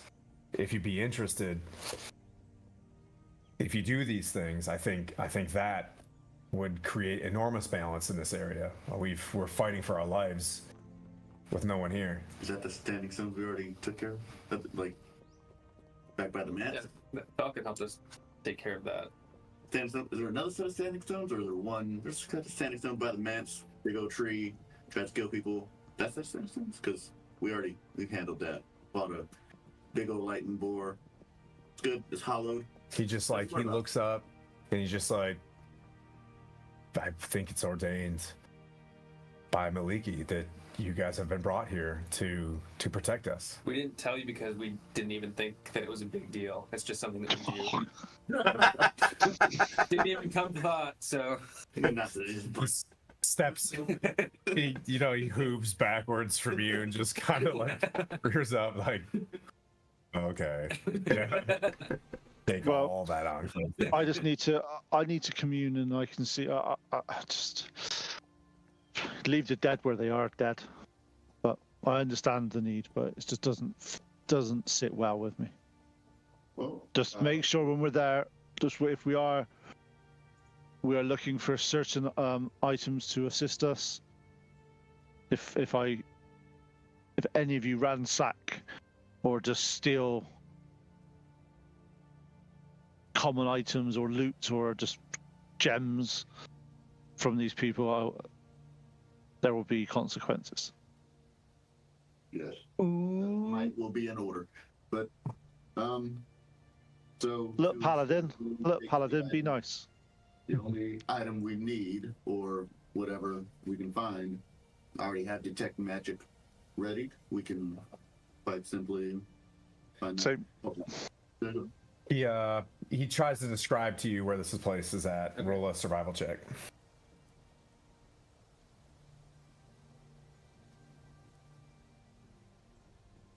Yep, you get the sense that if you travel out of here, you can find it. But he's like, yeah, he'll take you to the edge of the forest. Okay. He's like, I'll take you to the edge of the forest if you need me further. I mean, let me know. Okay. Did you guys keep moving? You guys kind of have this discussion while. Okay. Yeah. Okay, so you make it to the edge of the forest. You keep moving on a little bit farther until you come upon a 30-foot high hill that rises ahead of you. It's topped too flat to be a natural occurrence. Jutting from the grassy hilltop is a row of 10-foot tall, bone-white rocks that arc toward the stormy sky like outstretched talons. As he kind of like points off and he's like, that's the burrow. From the top of it is an entrance. Do be careful. The lights do come out at night, and it's daytime now. And that's where we'll take a 10-15. What is there a bottom of the hour, top of the hour? Is there a time? Yeah, let's take take 15 so we can get some food.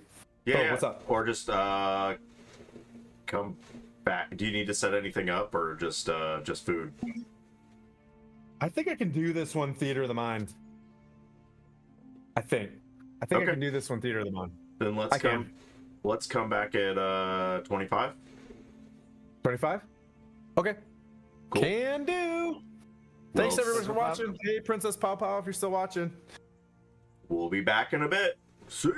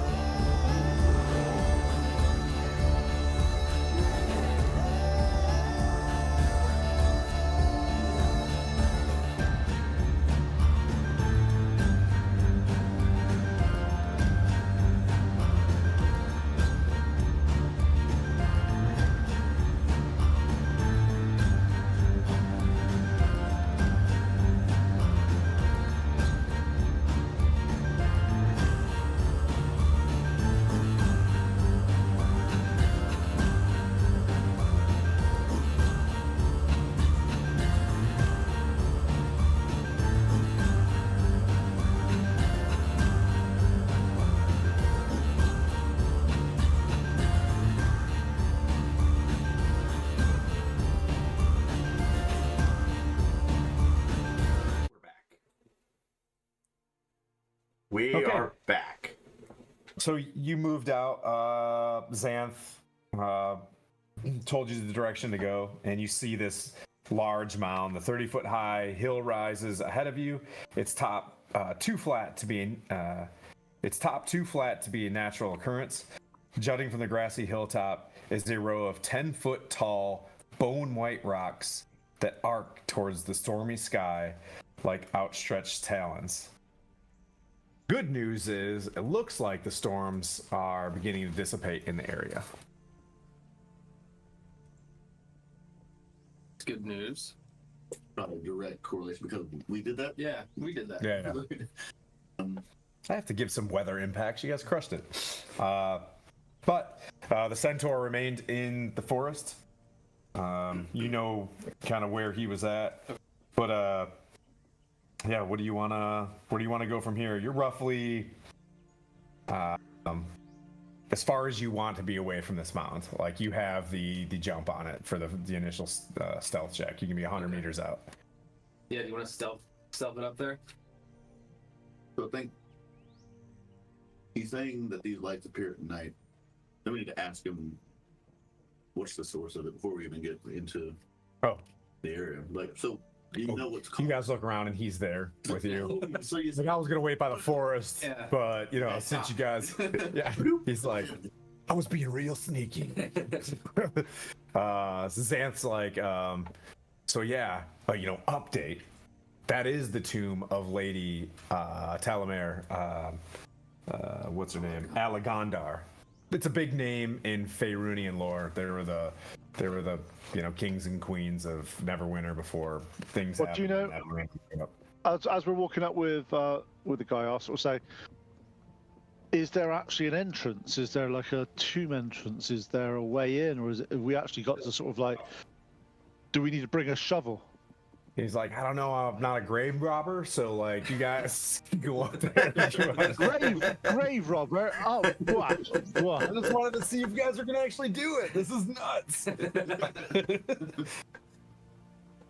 And then you see his eyes just disappear behind blades of grass. But he's a horse, so like you see the butt of his horse.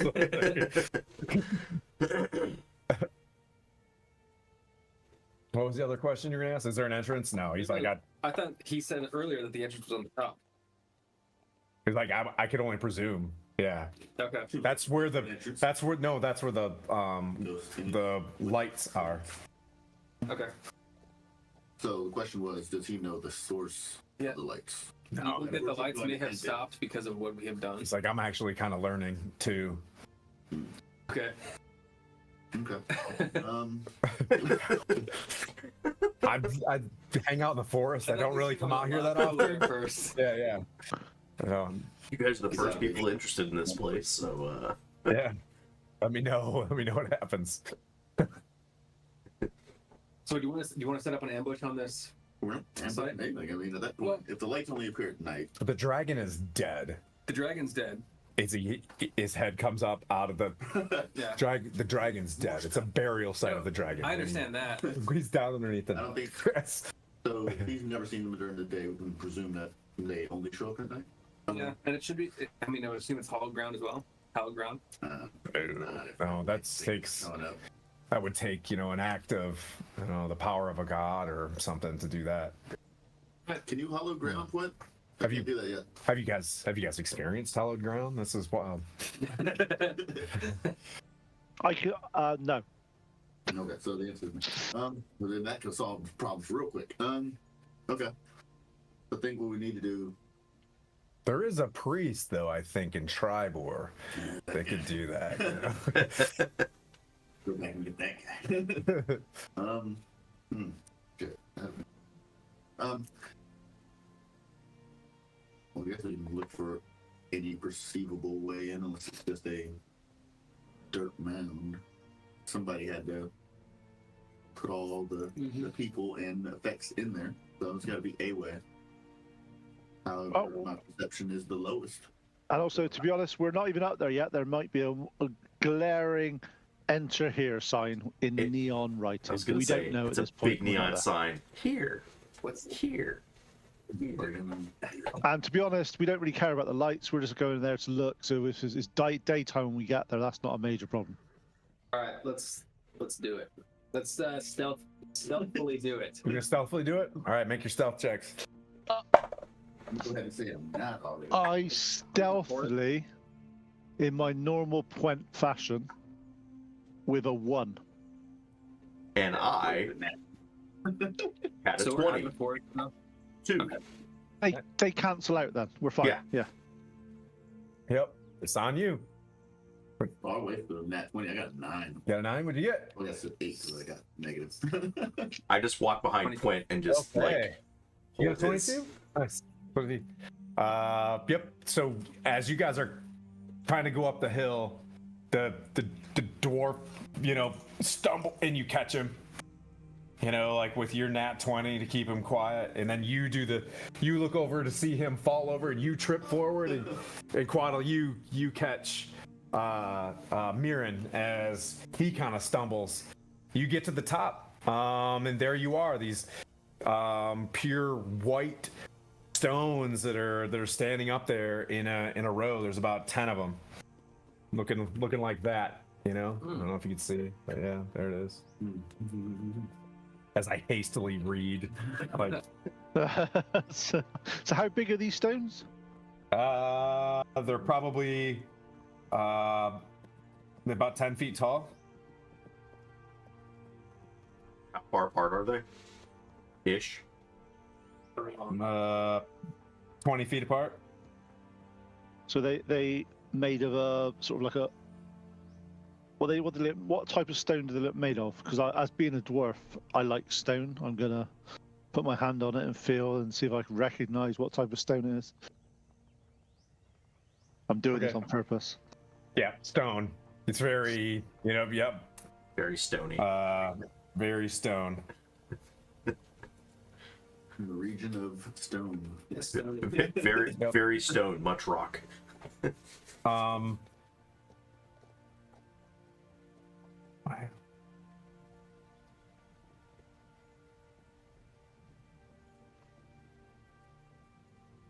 I mean, we could just start investigating each one. Yeah. Does there look like there's a bigger one in the middle or anything like that, or are they all the same sort of size? Yeah, there is a pretty large one in the center. Okay, go up to the large one and let's Yep. have a look around to see if we can Okay. find a way in. Yep. What do you want? Wisdom, just a basic perception check. Okay, perception check of I rolled 15, so that's 21. Okay.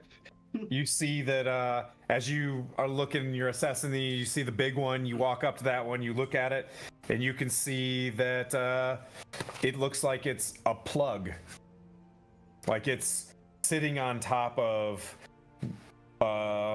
you can see like a groove on a couple portions of this as if it could potentially be moved, but it would take it would take a good push or a shove to kind of move it out of the way. We've got Horseman with us. He can pull anything. Horseman's I mean, gone. Yeah. I could cast a spell. Of move stuff? How about we pick up Kotor and use him as a battering ram? So, You're gonna try to cast something. I can I mean, I have knock. No, let's just see if we can open it first. Look, before we jump to, we have a very strong paladin with us. Pretty sure he is able to bench. I do have a thing for that. I will cast Moradin's guidance on him to assist him in his endeavors. I've just never cast knock before, so. Blandina tries to go for, and then she's getting mansplained by the dwarf. They're like, nah. We got this. As the DC for this broness just goes through the roof. What do you unlock? Yeah, how do you even know it's locked?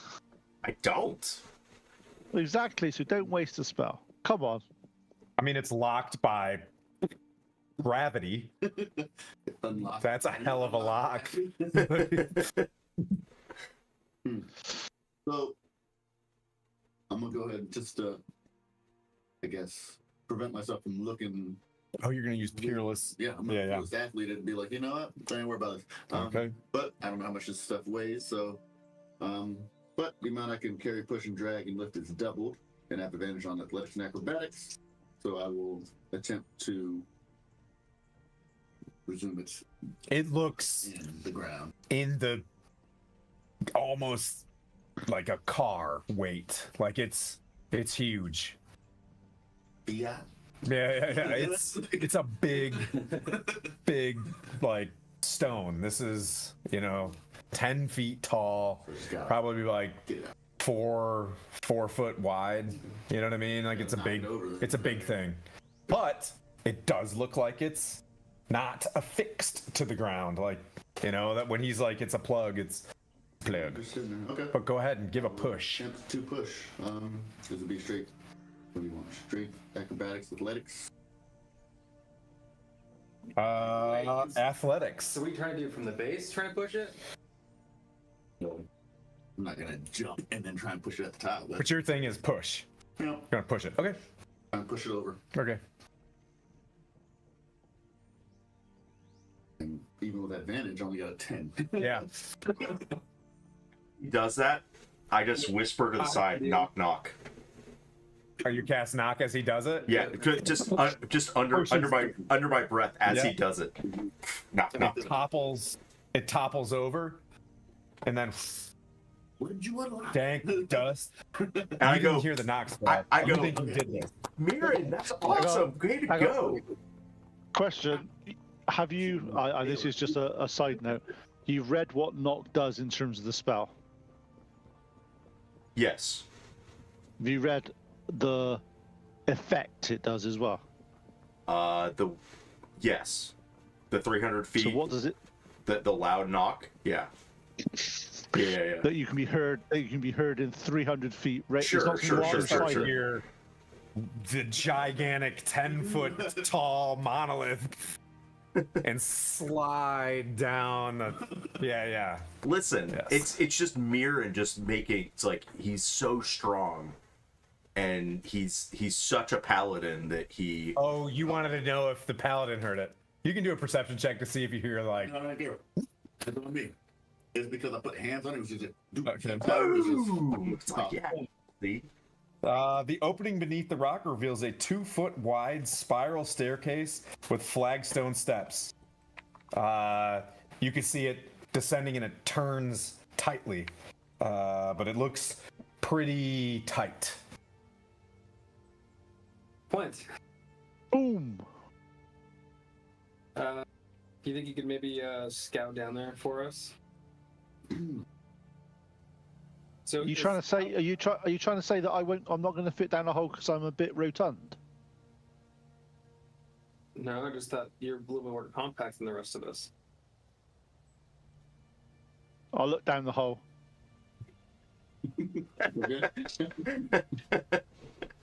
Hello. You look down the hole and you see darkness. Hello, dark. Ah, darkness, my friend. And I'll walk down. For 30 feet, yeah. You continue around, and you reach a T intersection. You get the sense that, with your dwarven knowledge, that as you peek your head out, you see... because you've got dark vision, right? Yep. You see basically 2 kind of hallways to your left and 1 to your right. The T intersection that you're in is like it's like circular, right? So as you look out, the hallway is kind of circular around you, right? And you see 2 entryways to your front and 1 off to your right. Interesting. I'll go back to the guys, and I'll come down and explain what I found, just to sort of get them to sort of come down with me, because they're not staying up there on their own. Okay. So within the party, we have individuals who don't have dark vision. So I will expend a use of fairy fire, and let's see. Where would I put it? Just checking my first level spells. I don't have light. Do you have light, Blandina? I could, but I do have this really cool hat that I could cast light. Oh, wait, is it? I'll make a perception check. 9.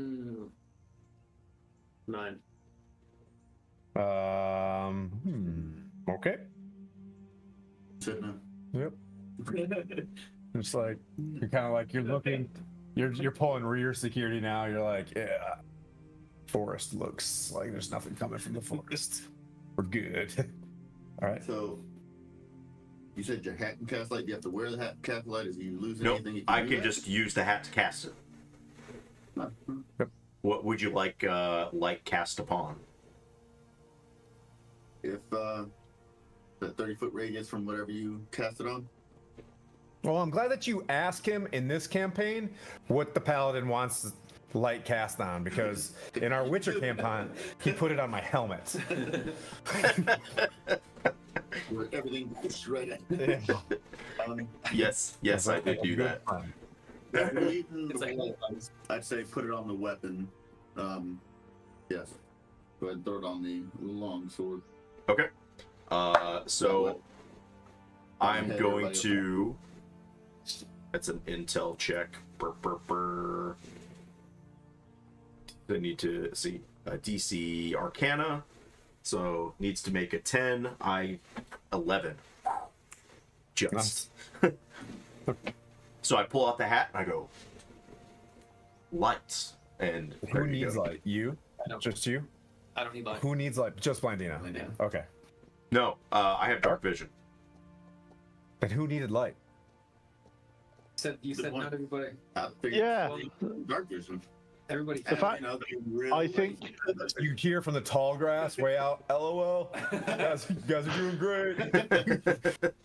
Mirren, I think you're used to having Flynn in the party, Oh yeah. and Flynn can't see in the dark. Yes. Well, let's But just let's say Flynn's here. He's just fatting it in the back because he's snoring. Yeah. He's just doing. His character was supposed to be losing weight. Yeah. So in case he decides to join us later, we're preparing it now. Okay. That's all. Uh-huh. Very considerate. So you're gonna head back down, Quint? Yep. All right. So you turn the corner and you head back down. You notice that the stairway is now slightly illuminated. When you get down the stairs, you see light, bright from your right, dim from your left. Remember, it's kind of a circular hallway. Yeah, I get that. So there's something light down here now, and there wasn't before. Yep. The ceilings appear to be about 8 foot high and flat, but earthen construction. So what's the looking around? Does it look like it's quite stable? Does it look like it's quite well supported and all that sort of stuff? Yeah, Or does it doesn't look like Dwarven make, but looks well made. Like this wasn't anchorites, scrounging through. It looks like nobody's really been in here for a while. Like if you step foot, like you've been in Dwarven excavation, if you step your foot down, you can see a dusty footprint. Okay. 2 entrances from your front. One that you can see from your right, and the hallway continues around in a circle, right? So continues around in a circle. 3 entrances. How about we go to the ones in the front first? You said there's 2 entrances. Yep. As you step out, you see the first one, and it moves. The light is behind you now. You're going towards darkness. These ones are not illuminated, and you can tell from your dark vision that these 2 entrances don't have a light.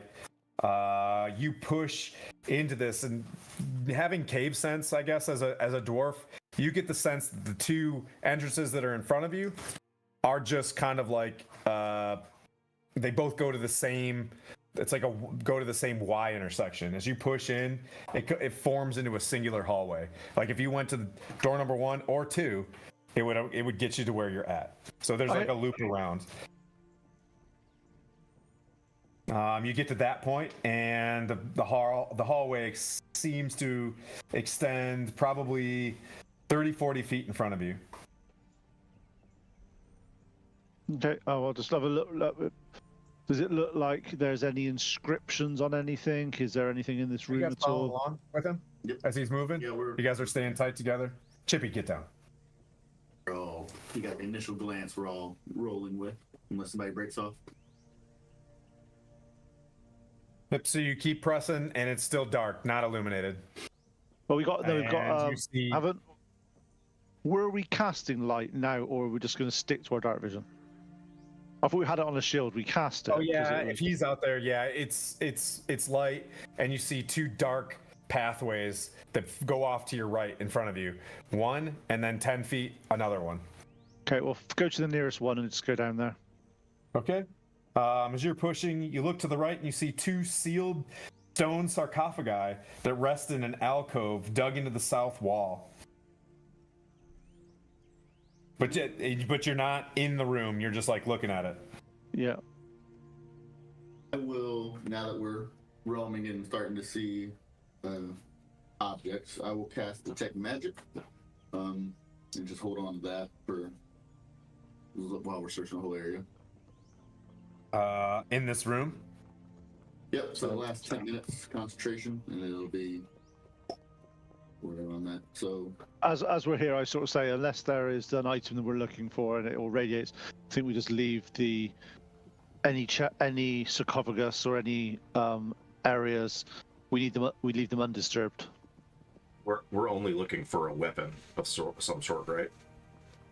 Yeah. something to allow us to best the dragon. So you're doing an Arcana check in this room, like over his shoulders? No, we're just waiting for him to do his detect magic to see if there's anything magical in those. You said there's two sarcophagus, did you say? Yep.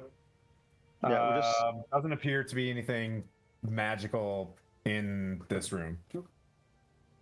Nothing to see here. Just want to brief everybody else, and then do we think the object that will help us against the dragons will even be magical? Well, to be honest, if it's not, there's no difference to the sword you've got in your hand.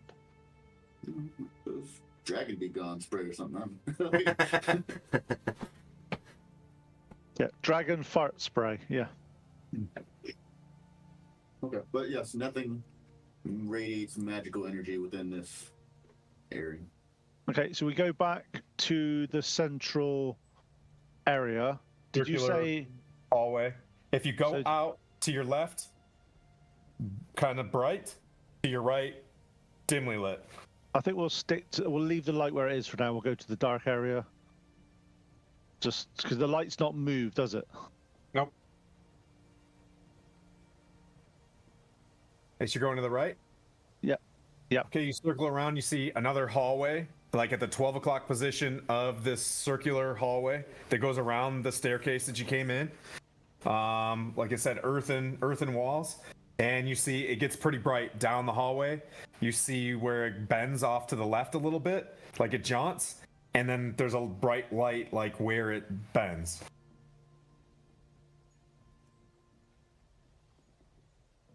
Should we go and investigate? Yeah, I think Might as well. continue along the path until we Yep. find what it is that we're looking for. We're heading down there, keeping an eye and sort of seeing what's around. Looking for glowy things. Okay.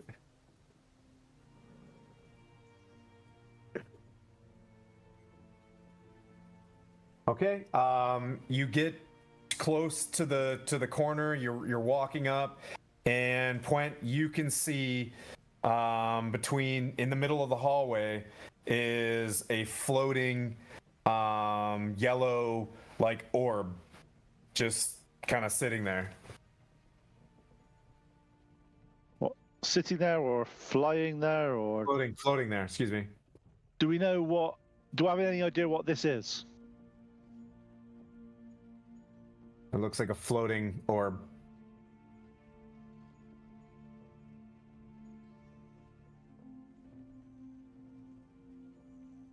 I turn back to these guys and go, is that just like a fancy light spell? I don't know. What would I do? Not an Arcana check or a History check. Is it something that I would know about?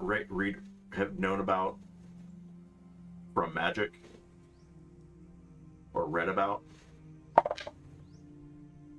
So, Call it detect magic history. is still active in 10 minutes. So, if it's magical, it will, I guess, have a faint aura around it or any object in the area that bears magic. So, if it's magic, it should feasibly be glowing more than it's already glowing. Or maybe it's glow is outshining my glow, but I can't see its glow. There's a hint of magic. Yeah. Magic. What nature? I have no idea. Well, in that case then, well, should we? How is it something that we can get past relatively easily? Is it, or is it filling up this No. hallway? If it's 8 foot, it's sitting in the center, 4 foot above it, 4 foot below it. A foot. If it's a 5 foot hallway, you can get by. You could probably squeeze by on the left or right. But if I don't know what it is, I'm just going to see if I can walk past it. Okay. Presume they just have automatic lights here because they. Yeah, exactly. They want the dead to be able to see what's around. Okay, so you try to squeeze by this thing, and you fall into a pit. As you look down, you see rusty swords racing at you, Point, as you hit the bottom of this thing. And then you're going to roll for initiative. Dun, dun, dun, dun, dun, dun, dun, dun. It was a trap. It was trying to tell you there was a trap there. Under this light. So you're telling me it was trying to tell me, or it's now going to attack me because it's. Well, we shall see. No idea. All right. Okay. And so as you fall, you take a whopping 1 bludgeoning damage. Oh. You take.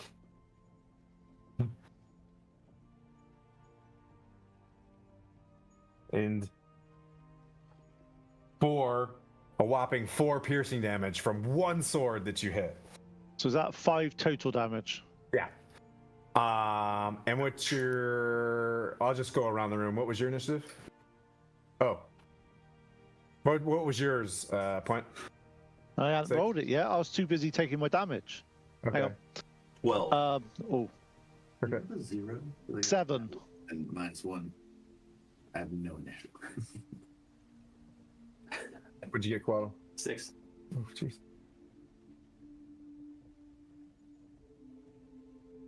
Blandina, you see him disappear. The orb still, like, there's a hole. What? And is the orb doing anything? Nope. I'll run up. So I just see him disappear. He just falls. Yep. And then you see Point. Yeah, if you run up, you'll see Point at the bottom of the hole with like a sword through his calf. Well, a rusty sword. I'm not gonna be able to pick him up. How far down am I? Yeah, how far down is he? Falling? You're looking. He is 10 feet. 10 feet. I'm gonna have to come down there and go get you. All right. No, just throw a rope down. I'll come back up. Do I have rope? I don't have rope. I do. I do. Yes. But I don't know if he's down there. You were there, babe. You heard me go, ah, fuck.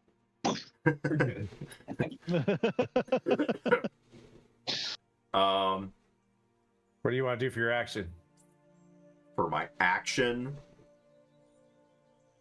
Or do you just want to hold tight? yeah, I'm just gonna hold tight and just ready a ray of frost for anything.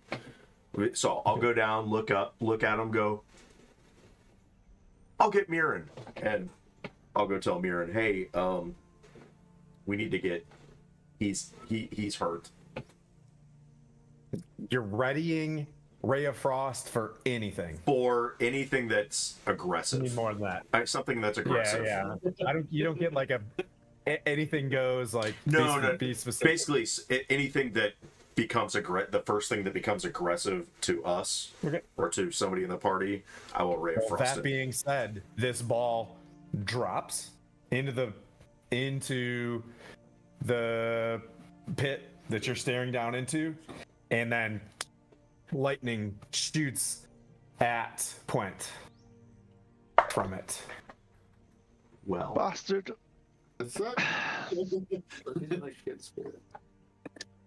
It does it might not hit. Does a 16 hit, Point? No, it doesn't. Yep. You miss, or this thing tries to shock you. so it gets a Ray of Frost. Does a 19 hit? It does. So it takes 10 cold damage, and its speed is reduced by 10.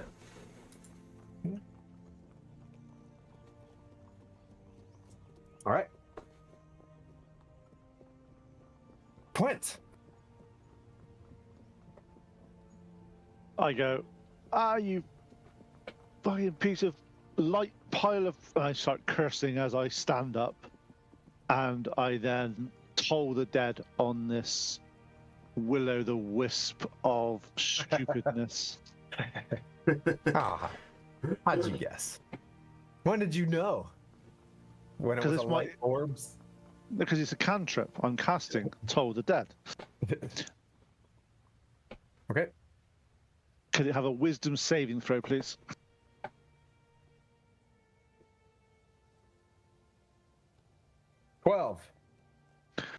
It fails. It's already taken damage, hasn't it? Has. Yeah, it has. Just making sure what damage that is. A second. Oh, I get extra damage on it this time because I'm a level 5 cleric as well.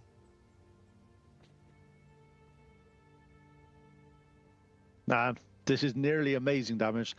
21 necrotic damage. 21? Yep. Okay. That's up there. You hit this thing and the light is still there. Quaddle.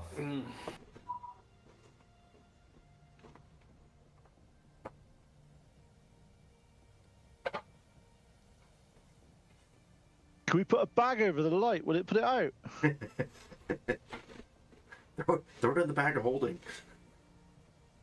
We ain't got one of them because Tim's not giving us one yet. Oh. Boo. Are you still down the whole point? You're hearing me cursing down there. Okay. And I'm gonna hold my turn. Okay. What are you gonna do? Well, Where are you? You're in the back of the stack? yeah, but can I shoot an Where are arrow you? with a ball of light at a orb? one way of finding out. The spot. Yeah. You can definitely shoot. Absolutely. Spot in space. Yeah. It occupies something. Okay. Well, I'm gonna draw my longbow.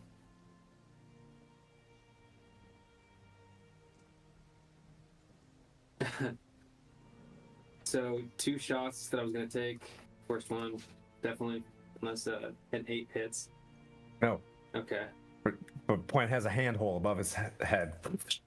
It sticks to the side. That's the Yeah. Get a 1. Well, on this one though. Oh no. Roll damage though. Sick. Three. Three piercing. 3 piercing. Yes. Point. Lucky I rolled. As you dodge an arrow about to hit you in the head, in your side, quad will get you. Sorry, I only rolled a 1 though. So. Best outcome of the worst. And then I thought you were getting better. and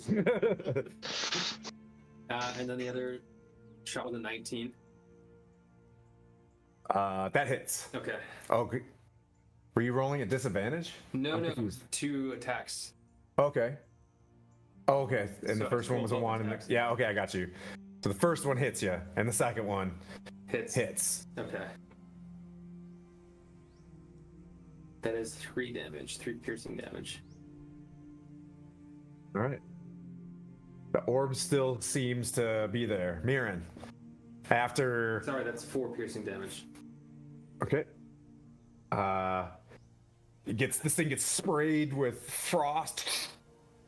Then point. You hear it, and then 2 arrows shoot at this thing, and it's still kind of kicking. It's just kind of floating there around Point's head. I'm going to say 10 feet. Yeah, I can jump. I'm not gonna throw a rope down. I'm going to gingerly climb down the 10 feet to get into the hole. Okay.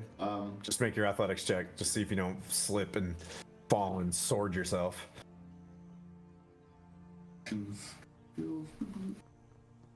Six. That's a 9. Okay. Actually,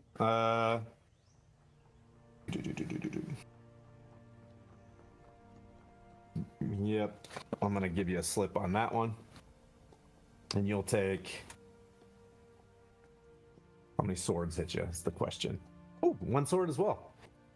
So you'll take 6 bludgeoning from the fall, and 5 piercing for 11.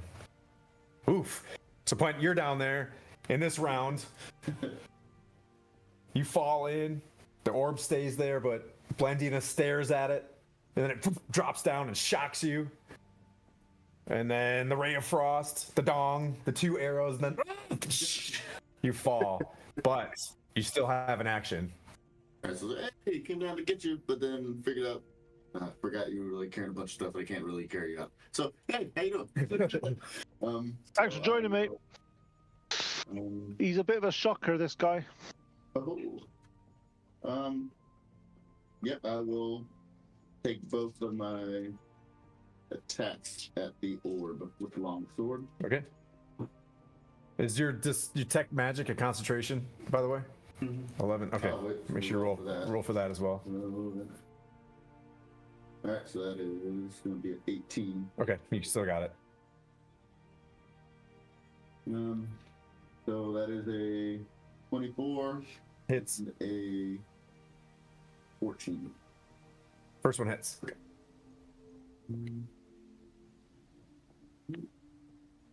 So that is going to be 10 slashing damage. Okay, so as you get down there, you get back up. Ow! Hit this thing up. You got your shield too. You thrust at it, and you meet some sort of resistance to it as you pull back out, and the thing just dissipates into like fairy dust and kind of floats off. It gets quiet. But we'll stay in this order, But yeah, how do you want to get out of this pit? Yeah, I'm gonna go ahead and jump out, use the remainder of my move. But like, I see you up there. Okay. Then, Yep, I think you guys are both strong enough for 10 feet where you guys are going to be able to get out there. You get out. Which side of the pit do you guys want to get out on? You want to keep going down the hallway? How wide is this pit? 5. Anybody can just. Okay, cool. So we'll get out the side that Yep. we're going towards, and we'll make sure the other 2 jump across easy. Okay. Yeah. I'll Qual, jump. give a jump. Jump it Blandina, give a across. jump. Athletics. No big deal. Athletics or dexterity? Athletics. Or acrobats? You can do athletics for a jump, or if you want to do acrobatics, you can as well. I think athletics is technically the jump, weirdly enough. In 13 D&D. then. We'll do athletics, 13. You jump over?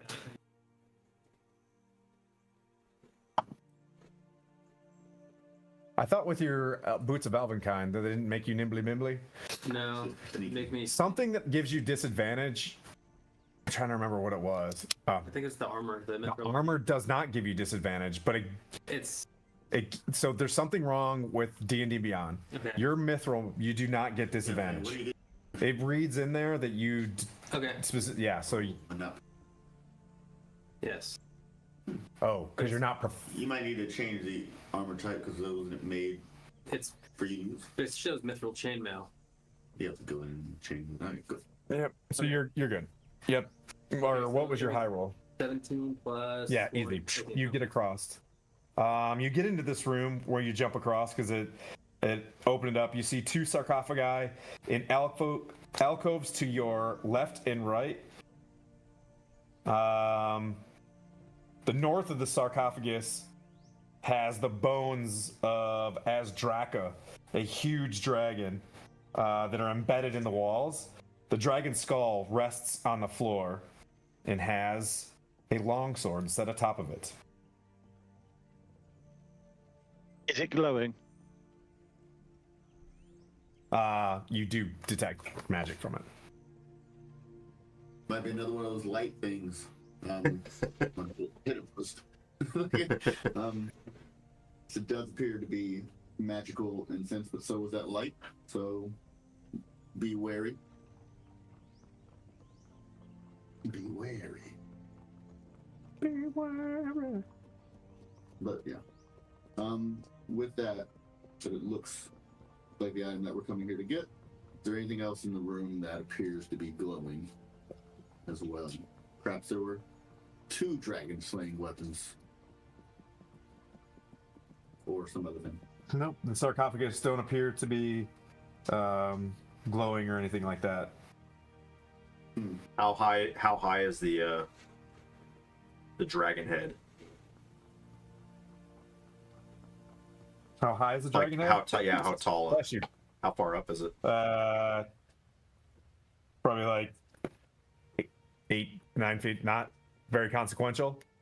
Gotcha. I can cast Mage Hand and grab the sword and just bring it to us. Being that there were traps already laid, I'd say That might be an idea, actually. If we stand back, Yeah. Just stand back and I'll cast Mage Hand and grab the sword. And... if we stand with our backs against the wall, so we're quite it drops. Yep. Okay. and Yeah. mage hand it. I think that's a very good idea, Blandina, and well done for making it. I won't say. I'll then explain why you use mage hand. Doing some mansplaining because that's what we do in this party, apparently. All right. So you cast Mage Hand. It flies over. Picks up the sword. Nothing happens. And then in the next 6 seconds, I pull the Mage Hand back to us. Sword comes back to you. Okay. How do you guys want to leave the room? You want to explore some more? I mean, we just came for this, right? We don't. Well, I guess we'd probably have to analyze and see if this is. Oh yeah. I'll do an Arcana check on it real quick as it arrives. 17.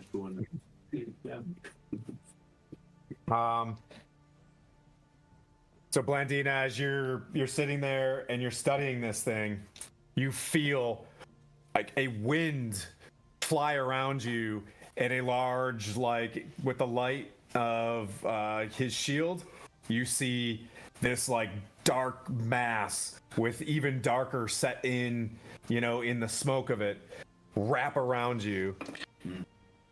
Does a 17 hit, Blandina?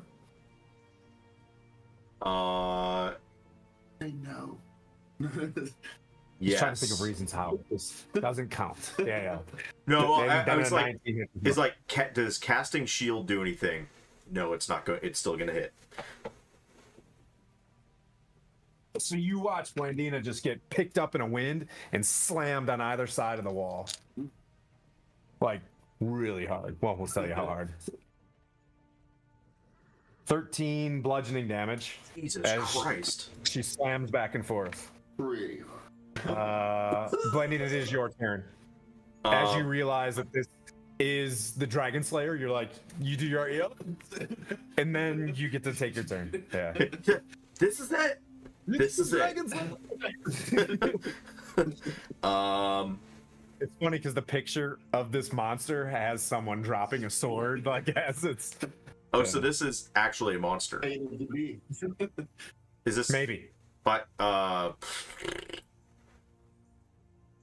fucking... There's something, yes, monstrous around you. Okay, so this wasn't just like a trap on the weapon that. A bit of both.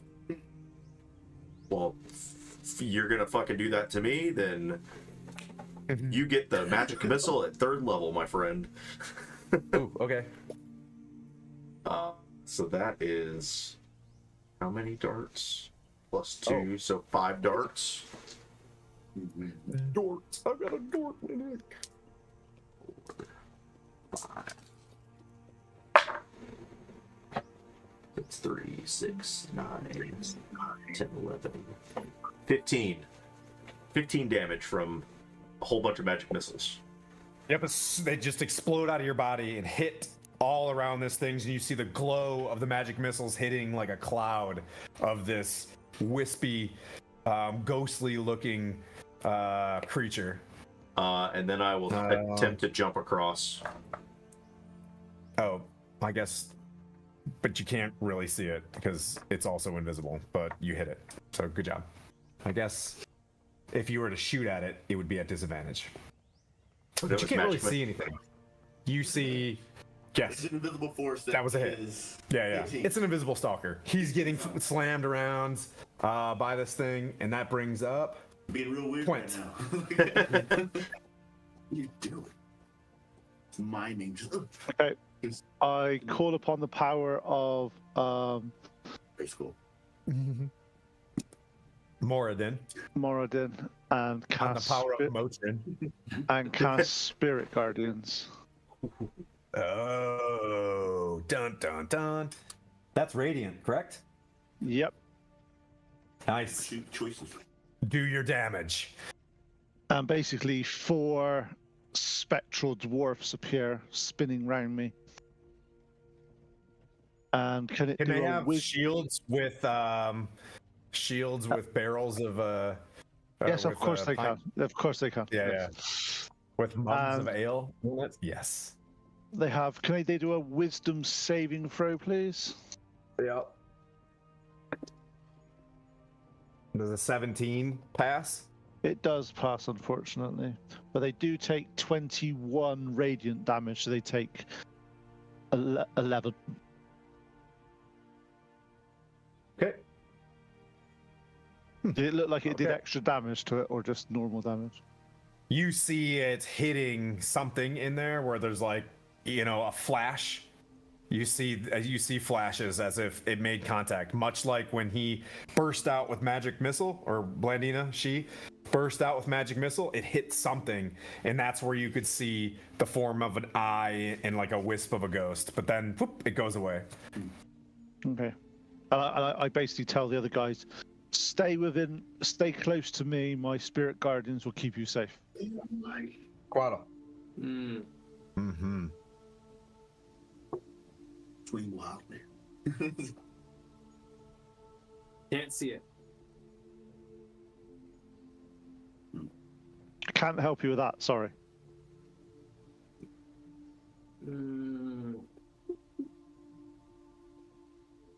So basically, if something's invisible, it's disadvantage to hit. Well, You remember that from Falcon's training. there's another spell though Ooh, that I was wanting to use, but I can't see it. I need to see it. that's the worst. Until I do my stuff. Yeah. All right. So I'm gonna. What are you gonna do? Make Press some paint on it. Make it visible. Oh, very far. Yeah. Yeah. So I will try and take a couple shots at it. 8 plus 7. So 15 to hit. That hits with that's disadvantage. Disadvantage, Yep. yeah. 3 piercing. Okay. And then I'll roll for my second attack.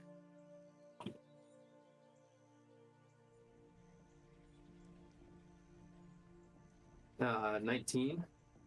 And It hits. yeah, 3 damage. All right. Okay. You shoot your arrows, and then it passes through. You shoot, it hits, and kind of passes through. So they're like, okay, I'm not sure, but it hit something. Yeah. Mirren. Being that he said the entry that he was hitting was within his light, I will center fairy fire on point. So the 20-foot cube from that area. So the objects and entity will be bathed in green. If it fails a dexterity save of 14. Yep. So you cast the fairy fire, and it just kind of slips off.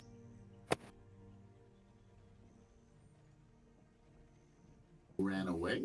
Or Like it did not take? It did not take. Okay. It goes against the wall, Got it. and it just kind of. Okay. Good try. Good try. So that, and then bonus action, I will do nothing. Okay. All right. That brings the thing. Blandina. Let's see what happens. Does 18 hit? Yeah. Does a 12 hit? I'm gonna cast shield and only take one of those. Okay.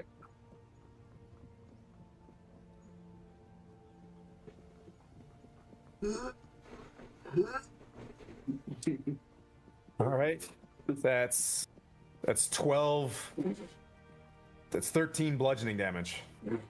As you see him get slammed, and then a blue aura as Blandina, catches, and she's still inside the mix of this thing. Go, Blandina! Heal me! Heal me!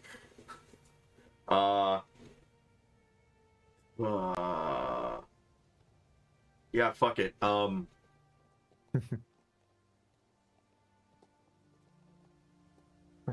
Yes. Can I?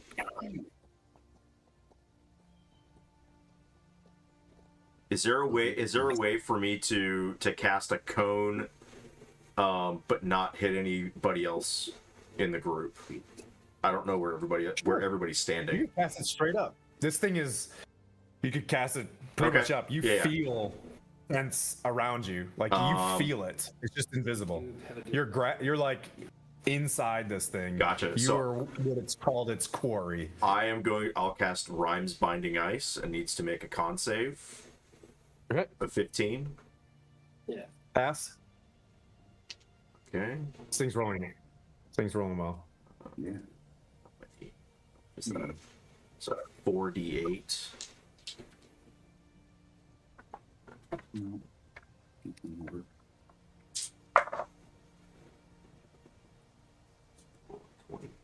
14 cold damage. Is that halved? Yeah, that's halved. It was Okay. 28, so 14. Okay. And so you blast this thing, and a lot of the snow blows down, and then a bunch of it pushes through and like freezes the ceiling. You guys see with the shield a shimmering ray of frost amongst the battle, the juxtaposition of a little beauty of some snowy stuff on the ceiling. And I'm just on the ground, just like. Okay.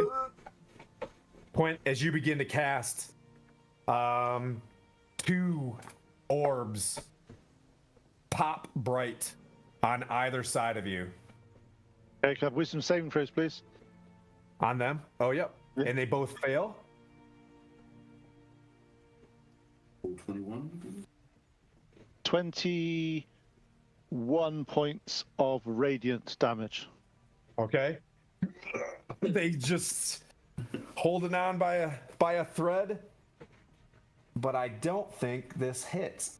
I think that's 2 13s. Both miss. Okay. Level 5. Let's go.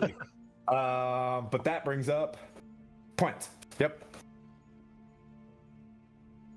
Okay, I cast Cure Wounds at level 2 on Blandina. Okay. And let me just make sure I get that right for you.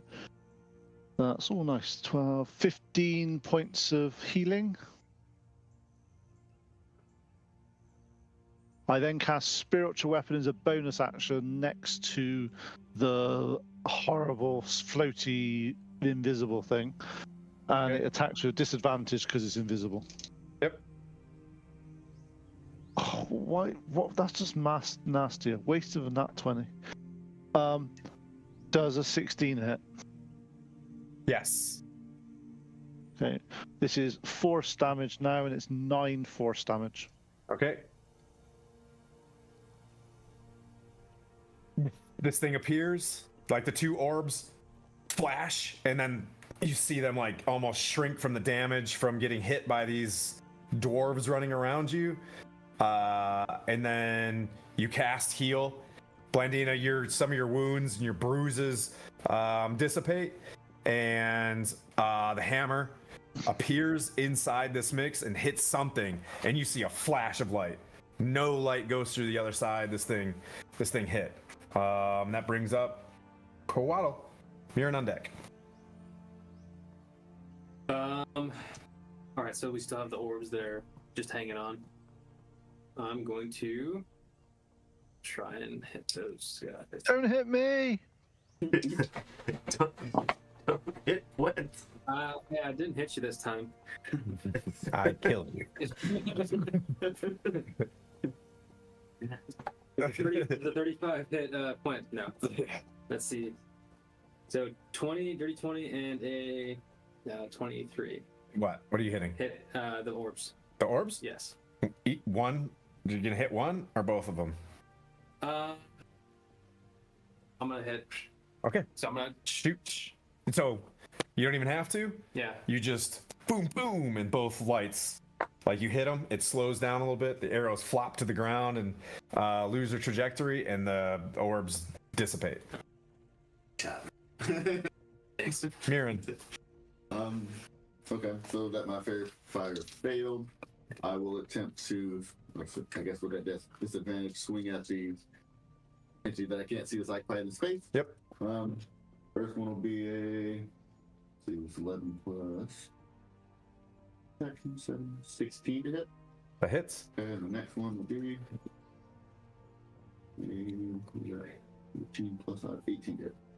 Both hit. Okay, so then that would be 2d8. Plus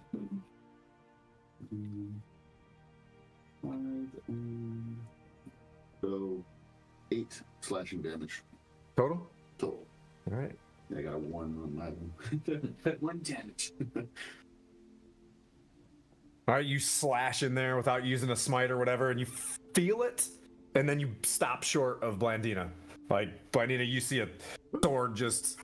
But he's got it. He's got it all figured out. And he swings again. Same thing. It stops before your tummy, and he pulls it out. I have kids. Their tummies apparently. But and then Blandina, as this happens, you feel it spin, grab you again, and begin to slam. Can it have a wisdom saving throw, please, on its turn? Yep. Glad I have 3 die. 19. Passes, but it takes only 8. With that is already half. It takes 16 damage, but it's 8 radiant damage. What? Okay. Yes. Yes. Okay. Does a 14? I'm sorry. Does a 16 hit? Blandina. Shield, no. As a reaction. Okay. Does Like, your shield is +5? yes. All right. And then, so there's a 20 hit. Yeah, 20 hits. Okay. Say them out. I just go from bottom up. You should wear I go, more armor. yeah. It's 9 bludgeoning. So as this thing tries to grapple you, and your shield dissipates it, and it gets inside there and slams you against the wall for 9 bludgeoning. Yeah. And that brings up Blandina. I'm reaching my hand inside and casting a mind sliver. Okay. It needs to make a intelligence saving throw. 15. Okay. Pass. Oh, it's passed all of his saving throws. I've rolled a lot of 17s on this guy. Then nothing happens. Okay. That brings up orbs are dead. Which brings up Point. Okay, I heal Blandina again. For 14 healing that time. Thank you, I Point. use my spiritual weapon to attack the guy with disadvantage, and does a 14 hit. Yep. Oh, cool. And 9 force damage on it. Okay. Once again, And this radiant hammer hits it. as I do that, I say to I turn to Blandina and say, "Drop the goddamn sword. Maybe he's attacking you because you got it." I'm not holding it. It's the mage hand. Ah, The mage hand has not been hit yet. Yeah. it's not that then. Use the mage hand to wield the sword. Okay. That brings up Yeah. Quaddle. It only slays dragon. Yeah, only has damage against dragons. Shit, I don't want to miss. Hit somebody else with these arrows.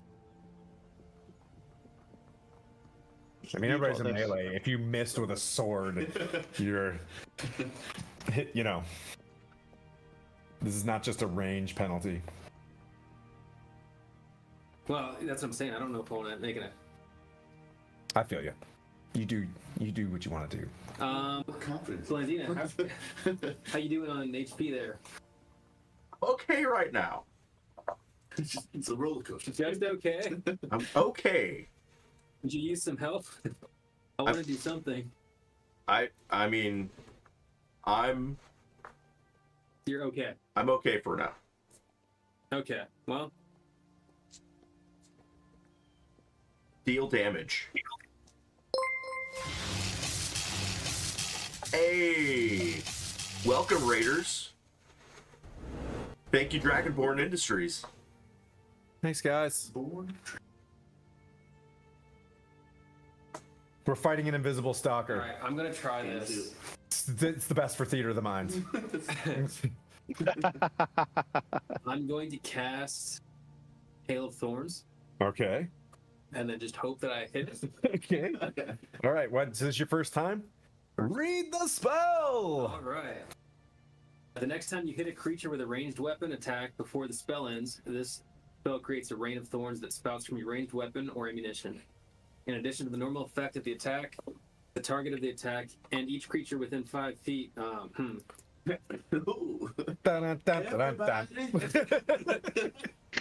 That's why we read the spell. I'm gonna finish reading the spell though. Okay.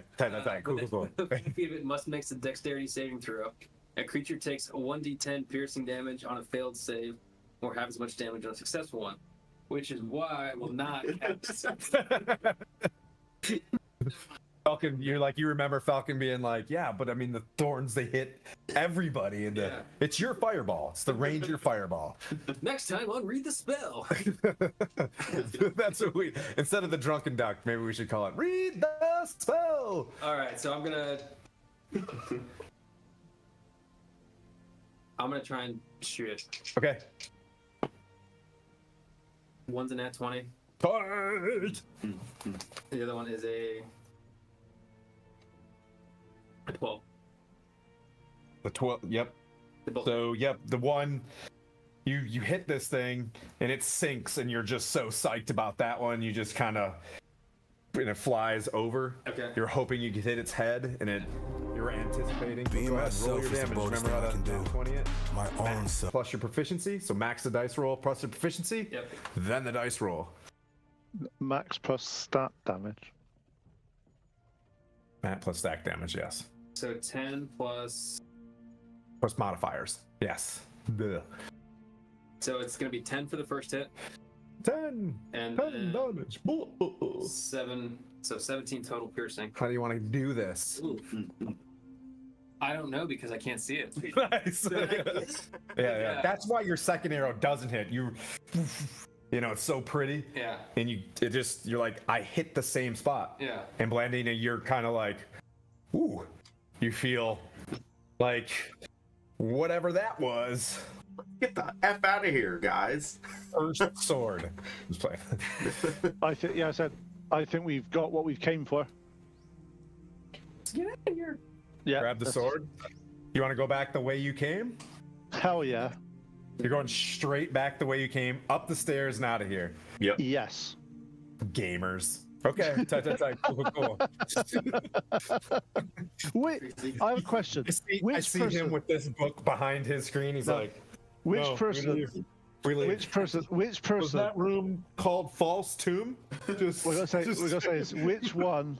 Question here is which player would ever answer? No, we're just gonna randomly go to a different location and go around the way we were going. Mate, it'll be fine. I see no problems. But we're looking for an additional dragon slaying weapon. No, I think look. As far as I'm concerned, as far as Puent's concerned, we've come down here. We've taken the item that we wanted. We're not sort of desecrating any other. And we sort haven't of thing. actually This is just- desecrated anything. We just took Exactly. So a that's what I mean. sword Just off like of let's a just dragon skull. yeah. So that's fine. I'm happy. That I'm not happy, but I'm. This is. And I sort of say I say a blessing to Moradin on this tomb as I leave, and wish You're it all walking the, out. Yeah. Mirren, you walking out? You walking out? I want everybody's agency on this one. Holy Avenger! Just so because as the DM places the Holy Avenger in the tomb somewhere. Just kidding. I feel like was said, this was a dragon slaying party. Yeah. There could be more here to find. Mm. And I haven't died yet. Sarcophagus is just sitting there. You know what I mean? Just closed. I haven't even taken damage today. So let alone died. How about Unless it is Kotor? magical. How about you take that as a win, and we take it as a learning experience that this is what we want to do going forwards. You're not out. take You down. ran out. Brent is out of the. He's just down. Him and Mirren and Blandina. Blandina, are you staying or are you going? Oh no! I just got slammed on, like just You're out of there? ragdoll. I was just ragdolled. Two of you are up top. Two of you are still inside thinking. Be like, Hyronius, we cool? Is there anything else down there? Be like, nothing. Yeah, he's not gonna tell me, so I think we gotta look for ourselves. So being that my detect magic is still active, this is but one area. I think we look to see if there are any other dragon slaying materia, I can do primeval awareness, which which I also have not used. Okay. So you can use your action and expend one ranger spell slot to focus your awareness on the region around you. For 1 minute per level of the spell slot you expend, you can sense whether the following types of creatures are present within 1 mile. Aberrations, celestials, dragons, elements, fae, fiends, and undead. The feature doesn't reveal the creature's locations or number. if there's a rhino You're like, somewhere. nope, no return ping. No return ping. Sounds cool. You want to? Yeah. So I think we'll just walk. You've got your detect magic going, Chippy. Yep. Stay down, boy. Nothing in this room. Yep. So you've searched it, with regards to the circular area of around. You've searched the 12 o'clock and the 3 o'clock. Okay. So you can come back out of this thing and head to 9. Go south. Yeah. Yeah. So you come back down, head to 9. You see, much like when you first came in, 2 pathways going in the same direction. You're gonna head that way. Yeah. All right. You're moving. Moving along. Who's first? You're in the first. You don't have the. I do. made rap. It's like I live Yeah. dark. Yeah. You only live. Chunking. And then, as you fall into a pit, aiming at 5 swords, you take 5 bludgeoning damage, and it looks exactly like the hole that you just were in, but it's in this tunnel. Yep. You take from 3 swords. You take that was 5 bludge, and this is 11 piercing. I'm talking to Blandina at the top saying, you do realize if they get injured, I'm not healing them, they can screw themselves. That's it. That's just this. You do hear chainmail. But you see the hole. What do you want to do? Not go in the hole. Yep, jumping over hole. I'm gonna jump over that. Do you need me to heal you, or do you want me to that spell? I will go ahead and use my 25 points of lay on hands to get back right. Okay. And you're just hopping out because you're super strong. Piece of cake. You get out of this thing and you see so 4 sarcophagi in alcoves in this room. You've got roll your so that was a total of boop. Each. I'm good. For your concentration? Yep. Okay, you're good? Yep. You see northwest sarcophagus has a slight glow in it. And the southeast has a slight glow in it.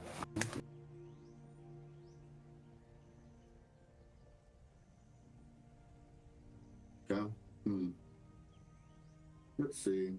So now that we're in this room, I will use Divine Sense, detect good and evil within 60 feet, if not behind.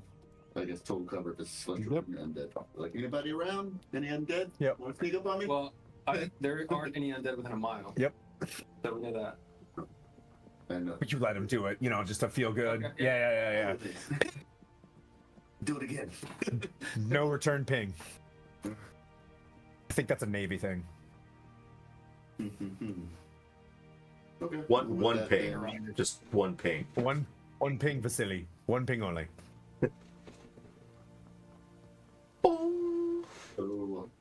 So it's inside the sarcophagi. Yep. On the outside. Northeast, southwest. Okay. Big sarcophagus. They look pretty heavy stones, much like moving a stone. Not like giant big, right? But just like thick Yeah. stone. Yes, they're giant-sized sarcophagus now. You mentioned that as we're playing Storm King's Thunder. Pray, do not alter it further. Okay. Yep. So, being that fearless athlete still active, I will attempt to lift it up and be like, "What's in there? You got another sling weapon?" Well, can we take a look to see if there's anything we can use as What are you like chewing a on? crowbar? Let's go there. You have a crowbar? Do you want to see if we can use that to get some leverage? Peek in there? Crowbar seems real. You got a crowbar? He does. Oh. Go ahead and roll your athletics check. You're going to get the crowbar in there, peerless athlete, and you're going to try to slide. You get the sense that you can pull it, slide it, or 16 to essentially leverage it up to see if there's another. Did you say 16? 16. No? Yeah. Damn. Did I break my crowbar? All right. You can wait a minute. Can I help him out? Assist him Sure. with strength and Yep. pushing? Aid. So you get to roll, what is it? With advantage. No. Okay. Really? You wait? heavy You want to thing. hang out? Do you want to try? I'll try, but Yeah, you never know. You know what? Hold on 1 second. Before you do that, spells, I will do enhance ability on you, okay. and I'll give you bull strength for the next hour. You have advantage on strength checks, and your carrying capacity doubles. Nice. Sweet. Dog shin.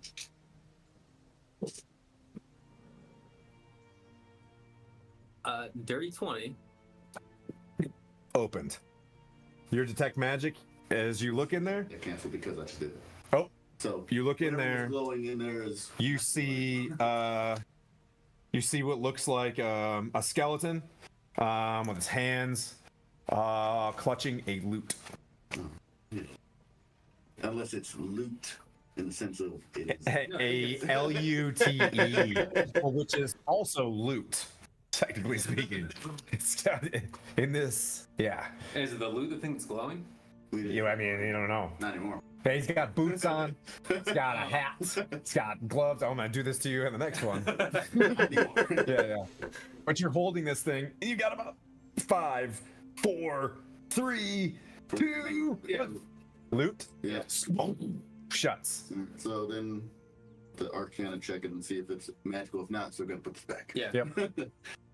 So skills, Arcana, +1. That's good work.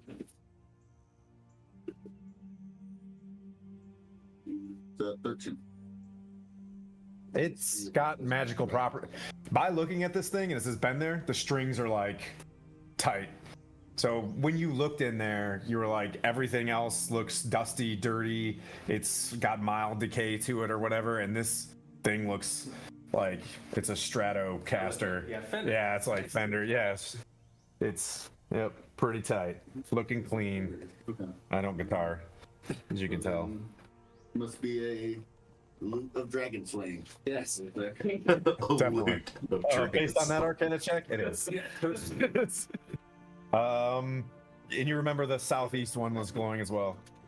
Want to do your worst? I will attempt to do the same. The Ranger. I love that the Ranger. Yeah. Okay. Still got bullshit. Yeah. I failed. Yeah. I'll let you have the shot. Yeah. Why don't you go and take a knock at that one? You get over there. My back.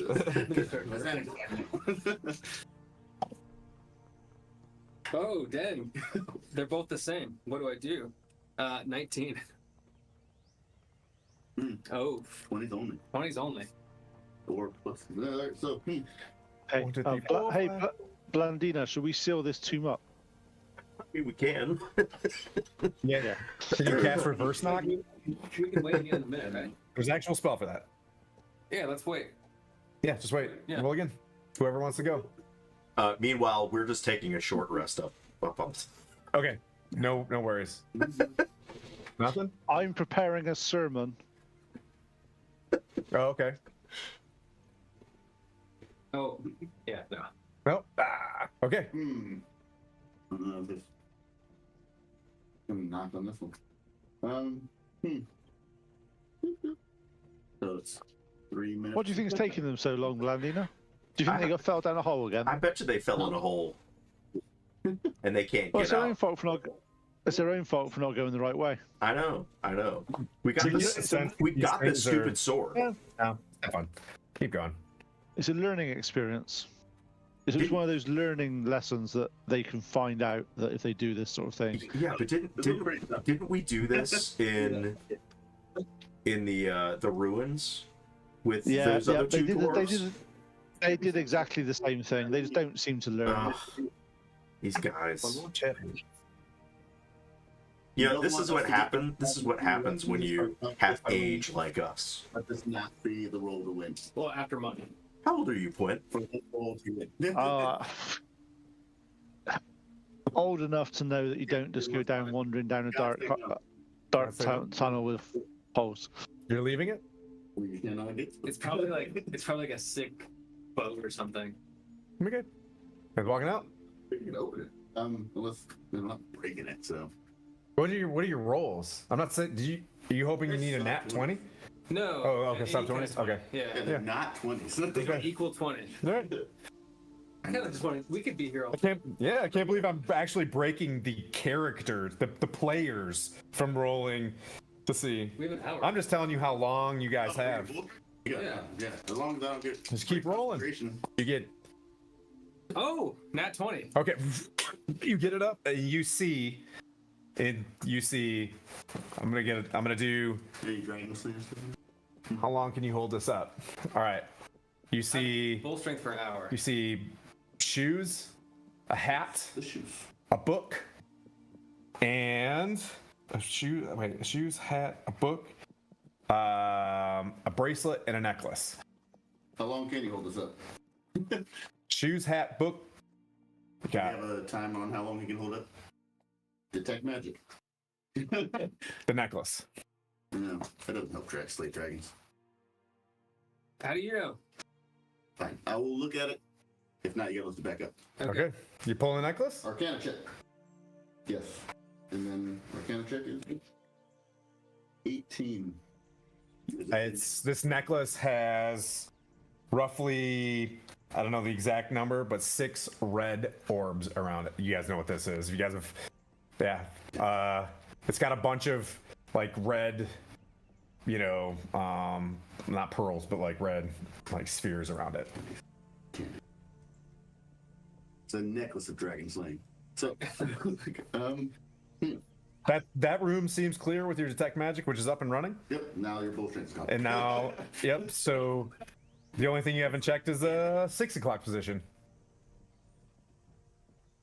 Go check it. Toss up that spell slot real quick. Yep. Let's see if we can find a shield of dragon slaying. Heading down that hallway. Do the whoa. Being that in the exact same spot.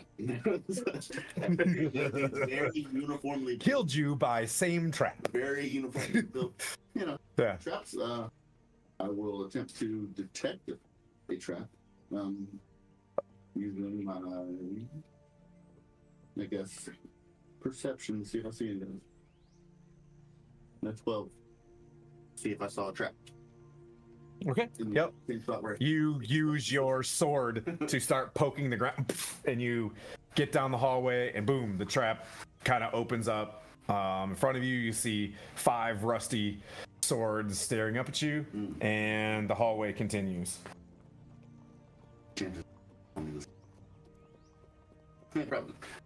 So we'll go ahead and jump across that hole with a 30-20 jump. 19. Jump. You guys both get to the edge of the hole, and in the corner look like a pile of bones. Like bones. All right. Entering this particular room, is anything glowing of magic as well? The bones. Well, like it, we throw bones at people. Okay. The bones themselves are glowing. Yeah, no. I got nothing with that one. Cool. I'd say we have acquired all the dragon slaying items. I will depart and jump back over the hole Quaddle? The bones? at 16. Leaving the bones? The bones. Then not gonna take a step forward? I have no reason now. Okay. All right. What was the boop? Was that a? You guys walk We walk walk away? out. Yeah. Oh, okay. walked The off. boop was a trap door. It's like, Okay. oh.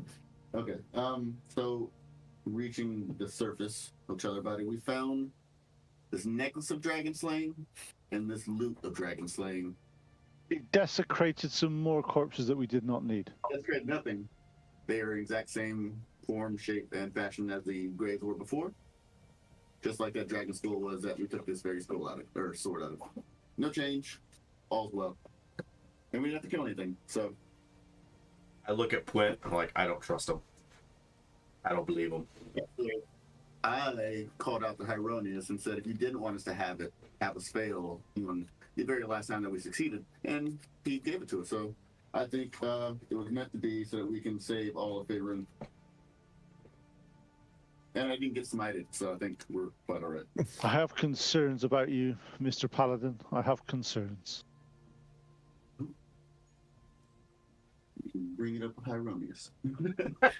What oath are you again, Mr. Paladin? Blandina, you have the Dragon Slayer? Oath of glory. Yeah, actually, yeah. Because it's in my bag. Someone's got the Dragon Slayer out there? All right. Because you did a check on it. You did a successful Arcana check, and it's got Dragon Slayer properties. I passed them the card. Okay. And then they've got a loot and a necklace. Oh, oddly, I am proficient with a longsword. Awesome. I mean, yeah, get in there, cast your shield, or shield for magics for AC. But yeah.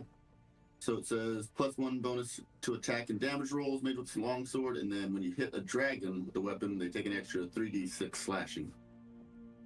Wow. Yep. Also, the necklace of dragon slaying is exactly the same. If you throw it at somebody.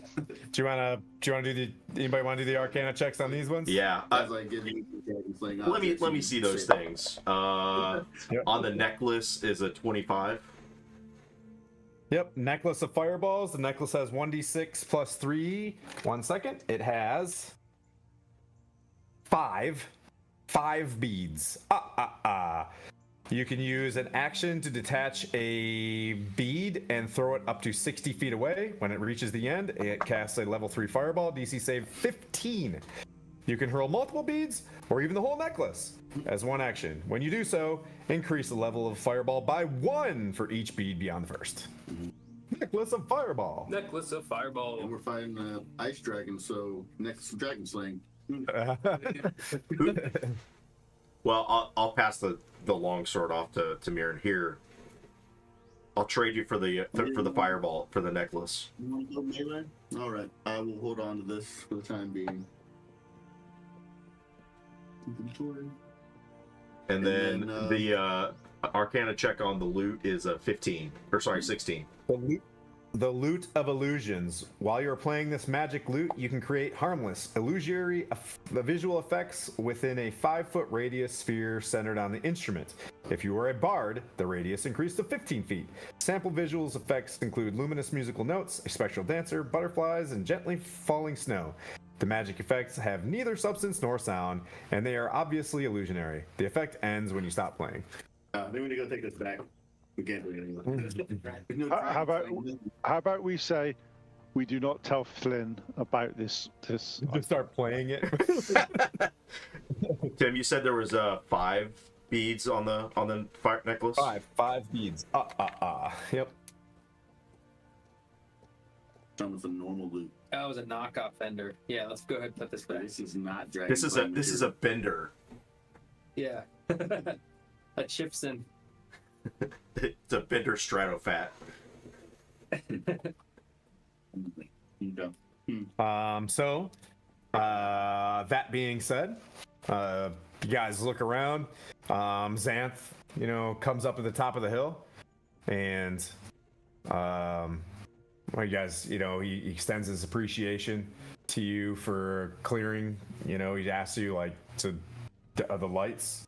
Did you find the lights? I just give him that. Killed the lights. Like wink at him and then give like a couple of. You guys have brought a lot of balance here, and if you would accept, he reaches into his pocket and he has a pin that has an elk's head on it, and he's just like, I would like to offer you, at least in this area, a chance to join the Emerald Enclave. As someone who, creates balance with nature. Am I able to accept this and still go travel with my party? Absolutely. Okay. At some point in time, you will find a tract of land, within nature, and you'll declare that the place that you will help defend, and we'll work together. I humbly accept. All right. You can have, he's like, if you show this pin to fellow druids or rangers or whoever is in the Emerald Enclave, they should give you their service. Boop. Thank you. And that's where we will end this afternoon/evening's session. Good job, you guys completed Dragon Barrow. 0 HP. Huh? That was 0 HP. Yeah. The death counter was 8. Dude. Now... Dude, that hurt. Yeah, so if whatever entity takes the thing, the invisible stalker stalks. And it was very tight that it was the lowest HP person's like, no, don't touch that. Allow me to use Mage Hand on this thing. But, yeah. Goodness. Thanks everybody for watching. stick around till next Sunday, where DM Pete takes us through the snow. I think we're fighting a tiefling or something. I don't know. You're just about to storm a keep. On the castle. Stormer Castle. So it looks like we have Felicia Day playing Baldur's Gate, and then Guild Superior. Let's go with Felicia Day. Why not? We've only She's cool. Stick around. Always a good choice. Yeah. So let's go say hi to Felicia Day, and we'll see you guys next week. Thanks, Bye, everybody. In 10 seconds. I wrapped that one up like really fast. I was like,